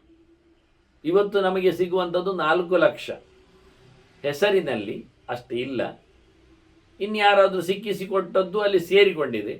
ಸುಮಾರಾಗಿ 1 ಲಕ್ಷ ಶ್ಲೋಕದಷ್ಟು 4 ಲಕ್ಷದಲ್ಲಿ ಬದಲಾವಣೆಗೊಂಡದ್ದಿರುವುದು. ಸರಿಕಟ್ಟಲ್ಲಿಲ್ಲ, ಹರಿದೋಗಿದೆ, ಹಾಳಾಗಿದೆ, ಇರಿಸು ಮುರಿಸಿಕೊಂಡಿದೆ, ಕೆಟ್ಟಿದೆ. ಮತ್ತು 3 ಲಕ್ಷವನ್ನು ಒಪ್ಪಬಹುದಷ್ಟುಂಟು. 4 ಲಕ್ಷದಲ್ಲಿ 1/4 ನಂಬುವಾಗಿಲ್ಲ ಶ್ಲೋಕಗಳನ್ನು. ಮಹಾಭಾರತ 1 ಲಕ್ಷ ಶ್ಲೋಕದ್ದು, ಅದರಲ್ಲಿ 8,000 ಶ್ಲೋಕಗಳ ಬಗ್ಗೆ ಬೇಷರತ್ತಾಗಿ ಬದಲಾವಣೆಯನ್ನು ನಾವು ಗಮನಿಸಬಹುದು. 1/10, ಒಂದು ದೃಷ್ಟಿಯಿಂದ 10% ಸಮ ಇಲ್ಲ, ಆದರೂ ನಂಬಬಹುದು, ಸರಿ ಮಾಡಿಕೊಳ್ಳಲಿಕ್ಕೆ ಬರ್ತದೆ. 80%, 90%ವರೆಗೆ ನಾವು ಮಹಾಭಾರತದ ಒಂದು ಗಮ್ಮತ್ತನ್ನು ಉಳಿಸಿಕೊಳ್ಳಲಿಕ್ಕೆ ಬರ್ತದೆ. ಆದರೆ 10% ಮಾತ್ರ ಎಂತ ಮಾಡಲಿಕ್ಕೆ ಆಗುವುದಿಲ್ಲ. ಪುರಾಣಗಳಲ್ಲಿ 25% ನಂಬುವಂತಿಲ್ಲ, ಕಳೆದೋಗಿದೆ. ಇದ್ದದ್ರಲ್ಲಿ ನಾನು ಹೇಳಿದ್ದು. ಇನ್ನು ಇಲ್ಲದೇ ಇರತಕ್ಕ ಸಂಗತಿಗಳೇ ಬೇರೆ. 4 ಲಕ್ಷ ಶ್ಲೋಕವೇ ಇಲ್ಲ ಗಡದಲ್ಲಿ, ಏನಾದರೂ ಮಾಡಿ ಸೇರಿಸಿಕೊಂಡು ಸಮ ಇಲ್ಲ. ಇನ್ನು 100 ಕೋಟಿಯ ಶ್ಲೋಕದ ಬಗ್ಗೆ ಏನು ಮಾತಾಡುವ? ಅದು ನನಗೆ ಬೇಕು. ಆದರೂ ಅಷ್ಟು ದೊಡ್ಡ ಮೊತ್ತದ ಚಿಂತನೆ ತಂದಿದ್ದಾನೆ. ಮತ್ತು ವೇದಕ್ಕೆ ರಾಶಿ ಲೆಕ್ಕಕ್ಕಿಲ್ಲ. ವೇದ ಅಂದರೆ ಅನಂತಾವೈ ವೇದ, ಅದು ಎಂಡ್ಲೆಸ್, ಕೌಂಟ್ಲೆಸ್. ಅಂತಹ ವೇದಗಳು, ಪುರಾಣಗಳು ನಿನ್ನನ್ನು ಮಾತಾಡಿಸಿವೆ. ಇನ್ನೇನು ಹೇಳಬೇಕಾಗಿದೆ? ವೇದಗಳು ಅಂದಾಗ ವೇದಗಳಲ್ಲಿ ಪಂಚರಾತ್ರ ಸೇರಿಕೊಳ್ತದೆ, ಮಹಾಭಾರತ ಸೇರಿಬಿಟ್ಟಿದೆ, ಮೂಲ ರಾಮಾಯಣ ಬಂದಾಗಿದೆ. ಅದು ವೇದ ಅಂದರೆ ಪಂಚಮ ವೇದ, 5ನೇ ವೇದ. ಅದಕ್ಕೆ ಸಪುರಾಣೇಶು ವೇದೇಶು ಅಂದದ್ದು. ಎಲ್ಲ ಸೇರಿಕೊಂಡದ್ದಾಗಬೇಕು, ಅಂಥದ್ದು ಬರಬೇಕು ನಮಗೆ. ಅದರಲ್ಲೆಲ್ಲ ಶಾಸ್ತ್ರದಲ್ಲಿ ಬಂದಿರತಕ್ಕಂಥ ನಿನ್ನ ಹೆಸರುಗಳು ಅದೆಂಥದ್ದು ಗುಹ್ಯಾನಿ, ನಿಗೂಢವಾದ ಮಾತುಗಳದು ನನಗೆ ಹೇಳಬೇಕು ಅಂತ ಕೇಳ್ತಾನೆ. ಅದಕ್ಕೆ ಕೃಷ್ಣ ಹೇಳುತ್ತಾನೆ, ನಾನು ನಿನಗೆ ವೇದಗಳಲ್ಲಿ ಬಂದದ್ದು ಹೇಳುತ್ತೇನೆ, ಪುರಾಣಗಳಲ್ಲಿ ಬಂದದ್ದು ಸೂಚಿಸ್ತೇನೆ. ಎಲ್ಲ ಅಲ್ಲ, ಉಪನಿಷತ್ತುಗಳಲ್ಲಿ ಉಂಟು, ಅದು ವೇದದ್ದೇ ಕೆಟಗರಿ. ಮತ್ತೆ ಸಾಂಖ್ಯಶಾಸ್ತ್ರದಲ್ಲಿ, ಯೋಗಶಾಸ್ತ್ರದಲ್ಲಿ ಎಲ್ಲ ಸೇರಿವೆ. ಇನ್ನು ಹೇಳುವುದಾದ್ರೆ ಜ್ಯೋತಿಷ್ಯಗಳಲ್ಲಿ ಒಂದಿದೆ ಅಂತಾನೆ. ಜ್ಯೋತಿಷ್ಯ ಶಾಸ್ತ್ರ ಉಂಟು ನೋಡಿ, ವೇದಾಂಗ. ಆಯುರ್ವೇದ ಅದು ಉಪವೇದ, ಅದರಲ್ಲಿ ಒಂದಿದೆ. ಯಾಕೆಂದರೆ ಆಯುರ್ವೇದದಲ್ಲಿ ಬಳಸಲಿಕ್ಕೆ ಬೇಕು, ಪ್ರಧಾನವಾಗಿ ಧನ್ವಂತರಿಯಿಂದಲೇ ಇಟ್ಟುಕೊಳ್ಳಿ. ಅದು ಆಯುರ್ವೇದವನ್ನು ಶಾಸ್ತ್ರವನ್ನು ತಂದ ಭಗವಂತನ ರೂಪವಿಶೇಷ. ಆಯುಶ್ಚ ವೇದ ಮನುಷ್ಯಾಸ್ತ್ಯವತೀರ್ಯ ಲೋಕೆ ಅಂತ. ಹಾಗಾಗಿ ಅದರಲ್ಲಿ ಅಚ್ಯುತಾನಂತ ಗೋವಿಂದ ನಾಮೋಚ್ಚಾರಣೆ ಮಾಡಲಿಕ್ಕೆ ಉಂಟು. ಅದರಿಂದ ಎಲ್ಲ ರೋಗಗಳ ನಿವೃತ್ತಿಯನ್ನು ಹೇಳಲಿಕ್ಕೆ ಬರ್ತದೆ. ಅದರಂತೆ ವಾಸುದೇವ ಶಂಕರ ಪ್ರತಿಮೆ ಅನಿರುದ್ಧರಿದ್ದಾರೆ. ಅವರು ಉಪಾಸನೆ ಮಾಡುವ ಮೂಲಕ 4 ಪ್ರಕಾರದ ರೋಗಗಳು, ಜ್ವರಗಳು ನಮ್ಮನ್ನು ಬಿಟ್ಟು ಹೋಗ್ತವೆ. ಇವನ್ನೆಲ್ಲ ಹೇಳಬೇಕು ಅವನಿಗೆ. ಆದ್ದರಿಂದ ಆಯುರ್ವೇದ ಗ್ರಂಥವನ್ನು ಇರ್ತಿಕೊಂಡು, ಎಷ್ಟೋ ಜನರು ಅದು ಯಾಕೆ ಹೇಳಿದ ಅಂತ ಗೊತ್ತಿಲ್ಲ. ಆಯುರ್ವೇದದಲ್ಲಿ ಯಾಕೆ ಹೇಳಬೇಕು ಅವನು? ಆಯುರ್ವೇದ ದೇವರೇ ಮಾಡಿದ ಗ್ರಂಥ. ಸಾಂಖ್ಯ ಹೇಗೆ ಕಪಿಲ ರೂಪದಿಂದ, ಯೋಗ ಹೇಗೆ ದತ್ತಾತ್ರ ರೂಪದಿಂದ ತಂದನ, ಅದರಂತೆ ಆಯುರ್ವೇದವನ್ನು ಸಹ ಭಗವಂತ ಧನ್ವಂತರಿ ರೂಪದಿಂದ ಕೊಟ್ಟಿದ್ದ. ಮತ್ತು ಜ್ಯೋತಿಷ್ಯ ಹಾಗಾದರೆ ಎಂಥದ್ದು? ಜ್ಯೋತಿಷ್ಯವು ಶಿಂಶುಮಾರ ರೂಪನಲ್ಲಿ ನೆಲೆಗೊಂಡಂಥ ಕಥೆ ಅದು. ಇಡೀ ಭಚಕ್ರಗಳು ಅವನಲ್ಲಿ ಆಧರಿಸಿ ನಿಂತಿವೆ. ಅದರಿಂದ ಅದಕ್ಕೆ ಅನುಕೂಲವಾದವ ಶಿಂಶುಮಾರ ಭಗವಂತ ರೂಪ. ಅಲ್ಲಿಯೂ ಅನೇಕ ಪ್ರಕಾರವಾದ ಆಕಾಶ ಶಬ್ದಗಳಿರುವುದೇ ಆಕಾಶದಲ್ಲಿ. ಆಕಾಶ ಸಂಗತಿಗಳಿಗೆ ಸಂಬಂಧಪಟ್ಟಂತೆ, ಖಗೋಳಕ್ಕೆ ಸಂಬಂಧಪಟ್ಟಂತೆ ನಾಮಚಕ್ರಗಳು, ಕಾಲಚಿಂತನೆಗಳು ಇವೆ. ಅದರಲ್ಲಿ ಭಗವಂತ ಇದ್ದಾನೆ. ಭಗವಂತನನ್ನು ನೀವು ಋತು ಅಂತ ಕರೆಯುವುದಾದರೂ ಯಾಕೆ ಹೇಳಬೇಕಾಗ್ತದೆ ಅವನ ಬಗ್ಗೆ? ಅದರಂತೆ ಇತರ ನಾಮಗಳೆಲ್ಲ ಇವೆ. ಇದನ್ನೆಲ್ಲ ನಾನು ಕಾಲ ಸಮೀಕ್ಷದಲ್ಲಿ ಕೊಟ್ಟಿದ್ದೇನೆ. ಪ್ರತಿನಿತ್ಯಕ್ಕೂ ಹೆಸರಿದೆ ಎನ್ನುವುದನ್ನು ತೋರಿಸಿಕೊಟ್ಟಿದ್ದೇನೆ. ಮೊದಲ ದಿನ, 2ನೇ ದಿನ, 3ನೇ ದಿನ, ದ್ವಿತೀಯ, ತೃತೀಯ, ಚತುರ್ಥಿ ಹಾಗೆಲ್ಲ ಹೇಳುವುದಲ್ಲ. ಅದಕ್ಕೆ ಹೆಸರಿಲ್ವ? ವಾರಕ್ಕೆ ಹೆಸರಿದ್ದಾಗೆ, ನಕ್ಷತ್ರ ಹೆಸರಿದ್ದಾಗೆ, ತಿಥಿಗೆ ಹೆಸರು ಬೇಡವಾ? ಅದು ಬೇಕು ಅಂತಲೇ ಯಾರಿಗೂ ಗೊತ್ತಿಲ್ಲ. ತಿಥಿ ಎಂಥದ್ದು, ದಿನ ಎಂಥದ್ದು, 1ನೇದು, 2ನೇದು, 3ನೇದು, ಹೌದಯ್ಯ ಹೆಸರು ಹೇಳಿ. ಅದನ್ನು 30 ಹೆಸರನ್ನು ಸಹ ನಾನು ಕೊಟ್ಟಿದ್ದೇನೆ. ಇವತ್ತಿನವರೆಗೆ ಹೆಸರಿಲ್ಲದೇನೆ ಶಾಂತಿ ಹೋಮಗಳನ್ನೆಲ್ಲ ಮುಗಿಸಿದ್ದೆ. ಜನ ಕಾಲ ಶಾಂತಿ ಆಗಲಿ, 60ರ ಶಾಂತಿ ಆಗಲಿ, ಸಹಸ್ರಚಂದ್ರ ದರ್ಶನ ಆಗಲಿ ಎಲ್ಲ 0ಯಲ್ಲೇ ಮುಗಿಸಿದ್ದಾರೆ. ಮತ್ತು ಹೇಳುವಾಗ ಇವತ್ತಿನವರೆಗೆ ಯಾರು ಮತ್ತೆ ಎಂತ ಇಲ್ಲ. ಯಾರಿಗೆ ಬೋಧ ಬಂದಿದೆ? ಬೋಧಾಯನರಿಗೆ ಬೋಧ ಬಂದಿದೆಯಾ ಅಥವಾ ಆಶಲಾಯನರಿಗೆ ಇದು ಸ್ವಪ್ನ ಬಿದ್ದಿದೆಯಾ? ಎಲ್ಲ ಸೂತ್ರಕಾರರು, ಎಲ್ಲ ಕಲ್ಪಕಾರರು, ಎಲ್ಲ ಪ್ರಯೋಗಕಾರರು, ಎಲ್ಲ ಪದ್ಧತಿ ಕೊಟ್ಟವರು ಅಂತ ಹೇಳುವುದು. ಯಾರು ನೋಡಿದ್ದಾರೆ? ಯಾರು ಬರೆದಿದ್ದಾರೆ? ಯಾರು ಹೆಣೆದಿದ್ದಾರೆ? ಹಾಗಾಗಿ ಗಮನಿಸಿದ್ರೆ, ಗುರುತಿಸಿದ್ರೆ ಅದನ್ನು ನಡೆಸಿಕೊಡುವುದರಲ್ಲಿ ಆದರೂ ನಮಗೆ ಒಂದು ಹೃದಯ ವೈಶಾಲ್ಯ ಇಲ್ಲ ಅಂತಾದರೆ ಮತ್ತೇನರ್ಥ? ಹಾಗಾಗಿ ಇವೆಲ್ಲ ನಿನ್ನನ್ನು ಹೇಗೆ ಹೇಳುತ್ತದೆ ಅಂತ ಅದು ಅಲ್ಲಿ ಉಂಟು, ಜ್ಯೋತಿಷಾಸ್ತ್ರದಲ್ಲಿ ಉಂಟು. ಹಾಗೆ ಇಲ್ಲೆಲ್ಲ ಬಂದಿರತಕ್ಕ ಹೆಸರುಗಳು ತುಂಬ ಉಂಟು ಮಾರಾಯ ಅಂದ ಕೃಷ್ಣ. ಬಹೂನಿ ಮಮ ನಾಮಾನಿ ಕೀರ್ತಿತಾನಿ, ಅದರಲ್ಲಿ ಗೌಣಾನಿ ತತ್ರ ನಾಮಾನಿ ಕರ್ಮಜಾನಿ ಚ ಕಾನಿಚಿತ್. ಕೆಲವೆಲ್ಲ ನಾನು ಮಾಡಿದ ಕೆಲಸಗಳನ್ನು ಒತ್ತರಿಸಿ ಹೇಳಿದ್ದಾರೆ. ಈಗ ಕಂಸ ನಿಷೂದನ ಅಂತ ಬಂದರೆ, ಕಂಸನೆನ್ನುವವನನ್ನು ಮುಗಿಸಿದ್ದು ನಾನು ಅಂತ ಅರ್ಥದಲ್ಲಿ. ಕಂಸನನ್ನು ಮುಗಿಸಿದ್ದು ಯಾವಾಗಲೂ ಹೇಳಿದರೆ, ಅವನು ಕಂಸ ಅನೇಕ ರೂಪಗಳಲ್ಲಿ ಮೊದಲಾಗಿಲ್ಲಿ ಇರುತ್ತಾನೆ. ಅವನು ಹುಟ್ಟಿದಾಗ ಹಾಗೆ ಹೆಸರು, ಅವನ ನಿಜವಾದ ಹೆಸರು ಕಾಲನೇಮಿ ಅಂತ. ಭಯಂಕರ ಕಂಡಾಬಟ್ಟೆ ಕೈ ಅವನಿಗೆಲ್ಲ, ಕಂಡಾಬಟ್ಟೆ ತಲೆ ಕಾಲನೇಮಿ ಅಂದರೆ. ಹಾಗಾಗಿ ಅಂಥವರನ್ನೆಲ್ಲ ಮುಗಿಸಿದ್ದೇನೆ ಅಂತ ಹೆಸರು ಉಂಟು ನನ್ನದು ಕರ್ಮನಾಮಗಳುಂಟು. ಮತ್ತು ಕಾಲನೇಮಿ ಒಬ್ಬ ಅಸುರ. ಸರಿ, ಕಾಲನೇಮಿ ಅಂದರೆ ಮನುಷ್ಯನ ಒಳಗೆ ಇದ್ದಾನೆ. ಅವನು ಬಯಕೆಗಳ ಗೂಡಾಗಿ ಕೂತಿರ್ತಾನೆ. ಅವನು ಕಾಮಕ್ಕೆ ಅಧಿಪತಿಯಾಗಿ ನಿಂತಿದ್ದಾನೆ. ಆದ್ದರಿಂದ ಒಳಗಿನ ಕಾಮಗಳನ್ನು ಕತ್ತರಿಸಿ ಹಾಕುವುದು ಅಂದರೆ ಕಾಲನೇಮಿಯನ್ನು ಸಂಹರಿಸಿದ್ದು ಅಂತ ಅರ್ಥ ದೇವರಿಗೆ ಹೆಸರಿನಲ್ಲಿ. ಐತಿಹಾಸಿಕ ಅದು ಒಬ್ಬ ಹುಡುಗನ ರಕ್ಕಸನ ಸಂಹಾರದಲ್ಲಿ ಮಾತ್ರ ಅವನ ತಾತ್ಪರ್ಯ ಮುಗಿದದ್ದಲ್ಲ. ಪ್ರತಿನಿತ್ಯ ಕಾಲನೇಮಿ ಸಂಹಾರ ಆಗಬೇಕು. ಕಾಲನೇಮಿ ನಿಗ್ರೇ ನಮಃ ಅಂತ ಪ್ರತಿನಿತ್ಯ ಹೇಳಬೇಕು. ಯಾವತ್ತೊಂದಾದದ್ದಲ್ಲ. ಅವನೊಳಗಿರತಕ್ಕ ಕಾಲನೇಮಿ ಸಾಯಬೇಕು. ಹೊಚ್ಚ ಹೊಸದಾಗಿ ಮರುದಿನ ಮತ್ತೆ ಬಯಕೆಗಳು ಮೂಡುತ್ತಾವೆ, ಅದನ್ನು ತೆಗಿಲಿಕ್ಕೆ ಮತ್ತೆ ಬರಬೇಕು ಅವನು. ಹೀಗೆ ನನ್ನ ಹೆಸರುಗಳು ಗುಣಾತ್ಮಕವಾದವುಗಳು, ನನ್ನ ಗುಣಗಳನ್ನು ಹೇಳುವವುಗಳುಂಟು, ನನ್ನ ಕೆಲಸಗಳನ್ನು ಹೇಳುವವುಗಳುಂಟು, ನನ್ನ ನಿತ್ಯ ನಿರಂತರ ಕೆಲಸ ಅದು. ಇಲ್ಲಿ ಆದರೆ ಇನ್ನೊಬ್ಬನಲ್ಲಿ, ಅಲ್ಲಿ ಆದರೆ ಮತ್ತೊಬ್ಬನಲ್ಲಿ, ಪ್ರತಿನಿತ್ಯ ಆಗ್ತಾ ಇರ್ತದೆ. ಹಾಗಾಗಿ ನಿತ್ಯ ನನ್ನ ಕೆಲಸಗಳು ನಿತ್ಯವೇ, ನನ್ನ ಸ್ವರೂಪಗಳೇ, ನನ್ನ ಗುಣಗಳು ಹಾಗೆ. ಹಾಗಾಗಿ ಅಂಥ ಹೆಸರುಗಳು ಭಯಂಕರ ಭಾರಿ ಉಂಟು. ಎಲ್ಲರೂ ಹೇಳಿದ್ದೇನು, ಹೇಳದೇ ಇದ್ದದ್ದೇನಲ್ಲ, ಕೆಲವು ಹೇಳುತ್ತೇನಷ್ಟೆ. ನೀನು ನನಗೆ ತುಂಬ ಇಷ್ಟ, ತ್ವಹಿ ಮೇರ್ಧಂ ಸ್ಮೃತಃ ಪುರ. ನನ್ನ ನೀನು ಅರ್ಧ ಜನ ಅಂತಲೇ ಅರ್ಥ ನನಗೆ. ಯಾಕೆ ನರನಾರಾಯಣರು ನಾವು, ಅದನ್ನು ಮುಂದೆ ಹೇಳ್ತಾ ನಾವು. ನೀನು ನರ, ನಾನು ನಾರಾಯಣ, ಒಟ್ಟಿಗೆ ಇದ್ದವರು ನಾವು. ಬದರಿಯಲ್ಲಿ ಹುಟ್ಟಿ ಬಂದಾಗ ಮೊದಲ ಮನ್ನಂತಾರೆ 200 ಕೋಟಿ ವರ್ಷ ಹಿಂದಿನ ಕಥೆ ಅದು. ಈಗ ಮತ್ತೆ ಬಂದಿದ್ದೇವೆ ನಾವು ಕೃಷ್ಣಾರ್ಜುನರಾಗಿ.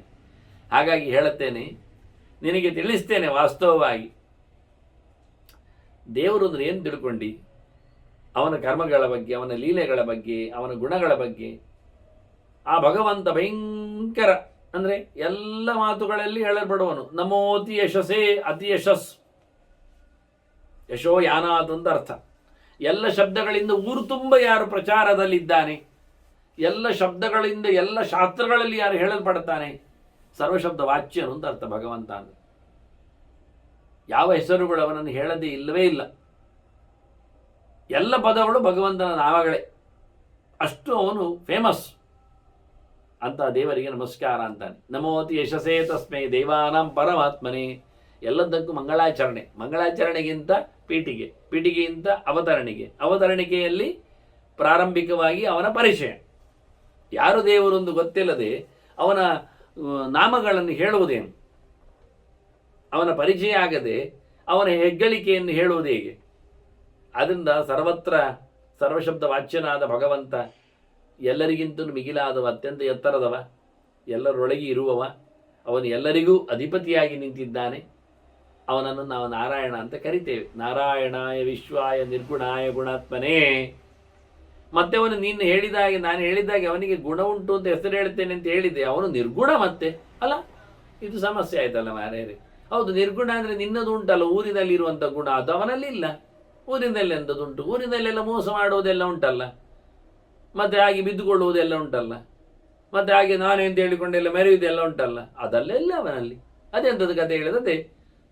ಅಹಂಕಾರ ಎನ್ನುವುದೊಂದು ಸಾತ್ವಿಕವಾದ ಗುಣ, ಮತ್ತೆ ಮೋಸ ಮಾಡುವುದು ಅಂತ ಅದು ರಾಜಸವಾದ ಗುಣ, ಮತ್ತೊಂದು ಮಲಗಿ ಬಿಡುವುದು ಅಂತ ಅದು ತೆಪ್ಪಗೆ ಇರುವಂಥದ್ದು, ಎಲ್ಲಕ್ಕಿಂತ ದೂರಕ್ಕೆ ಹೋಗುದು. ನಾನು ಯಾವುದರಲ್ಲಿ ಇಲ್ಲ ಮಾರೆ, ನಾನು ಕಂಬಕ್ಕೆವರೆಗೆ ಮಲಗಿ ಬಿಡುವುದು, ಅದು ಅವನದ್ದು ಆಲಸ್ಯ, ನಿದ್ರೆ, ಅದು ತಾಮಸ ಗುಣ.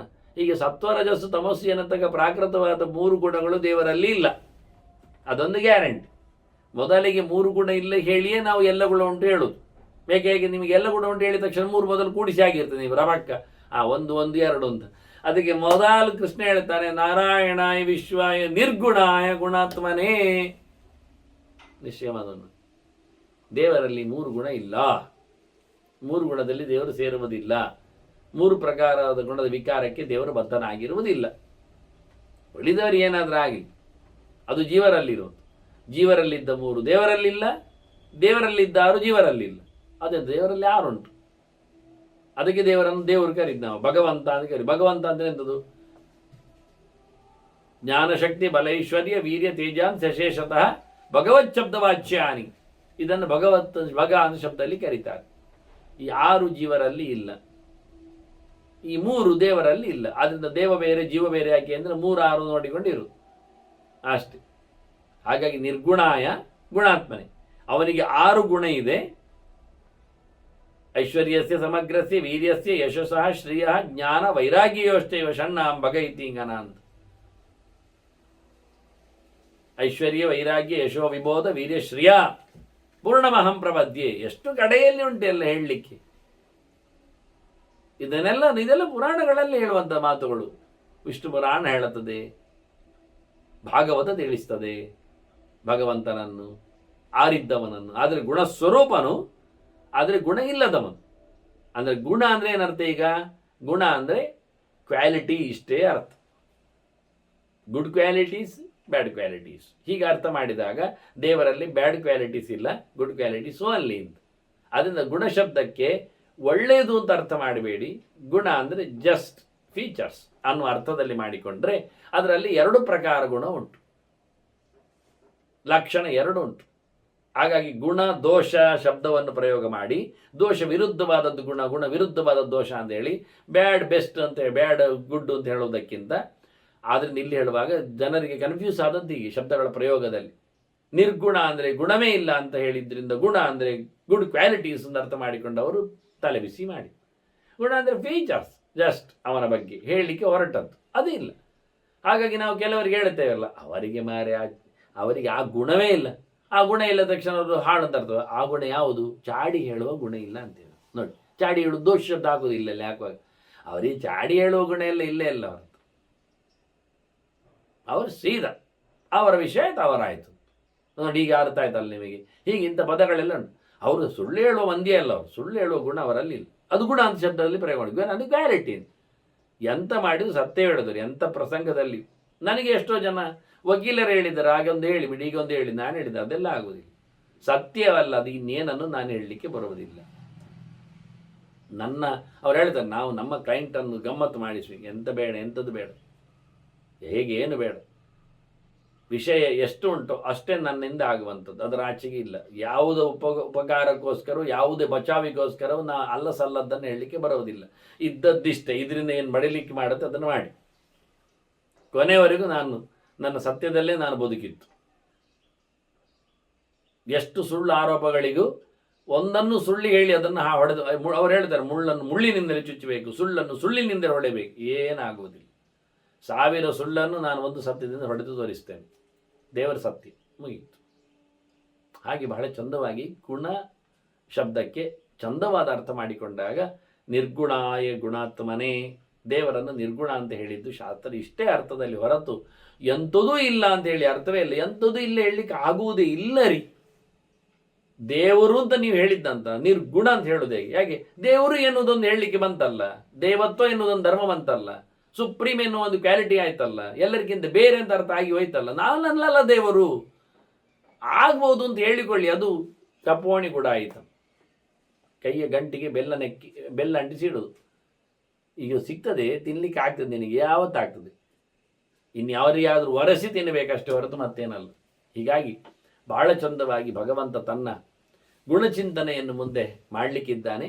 ಹೇಗೆ ದೇವರು ಎನ್ನುವ ಪರಿಚಯ ಶುರು ಮಾಡಿದ್ದಾನಷ್ಟೇ, ಇನ್ನು ಅಭೂತಪೂರ್ವವಾದ ಭಗವಂತನ ಪರಿಚಯವನ್ನು ಮತ್ತೆ ಸೇರಿದಾಗ ಕೇಳುವ ವಂದನೆಗಳೊಂದಿಗೆ ಶ್ರೀಕೃಷ್ಣ ನಾರಾಯಣ ನಾರಾಯಣ ನಾರಾಯಣ.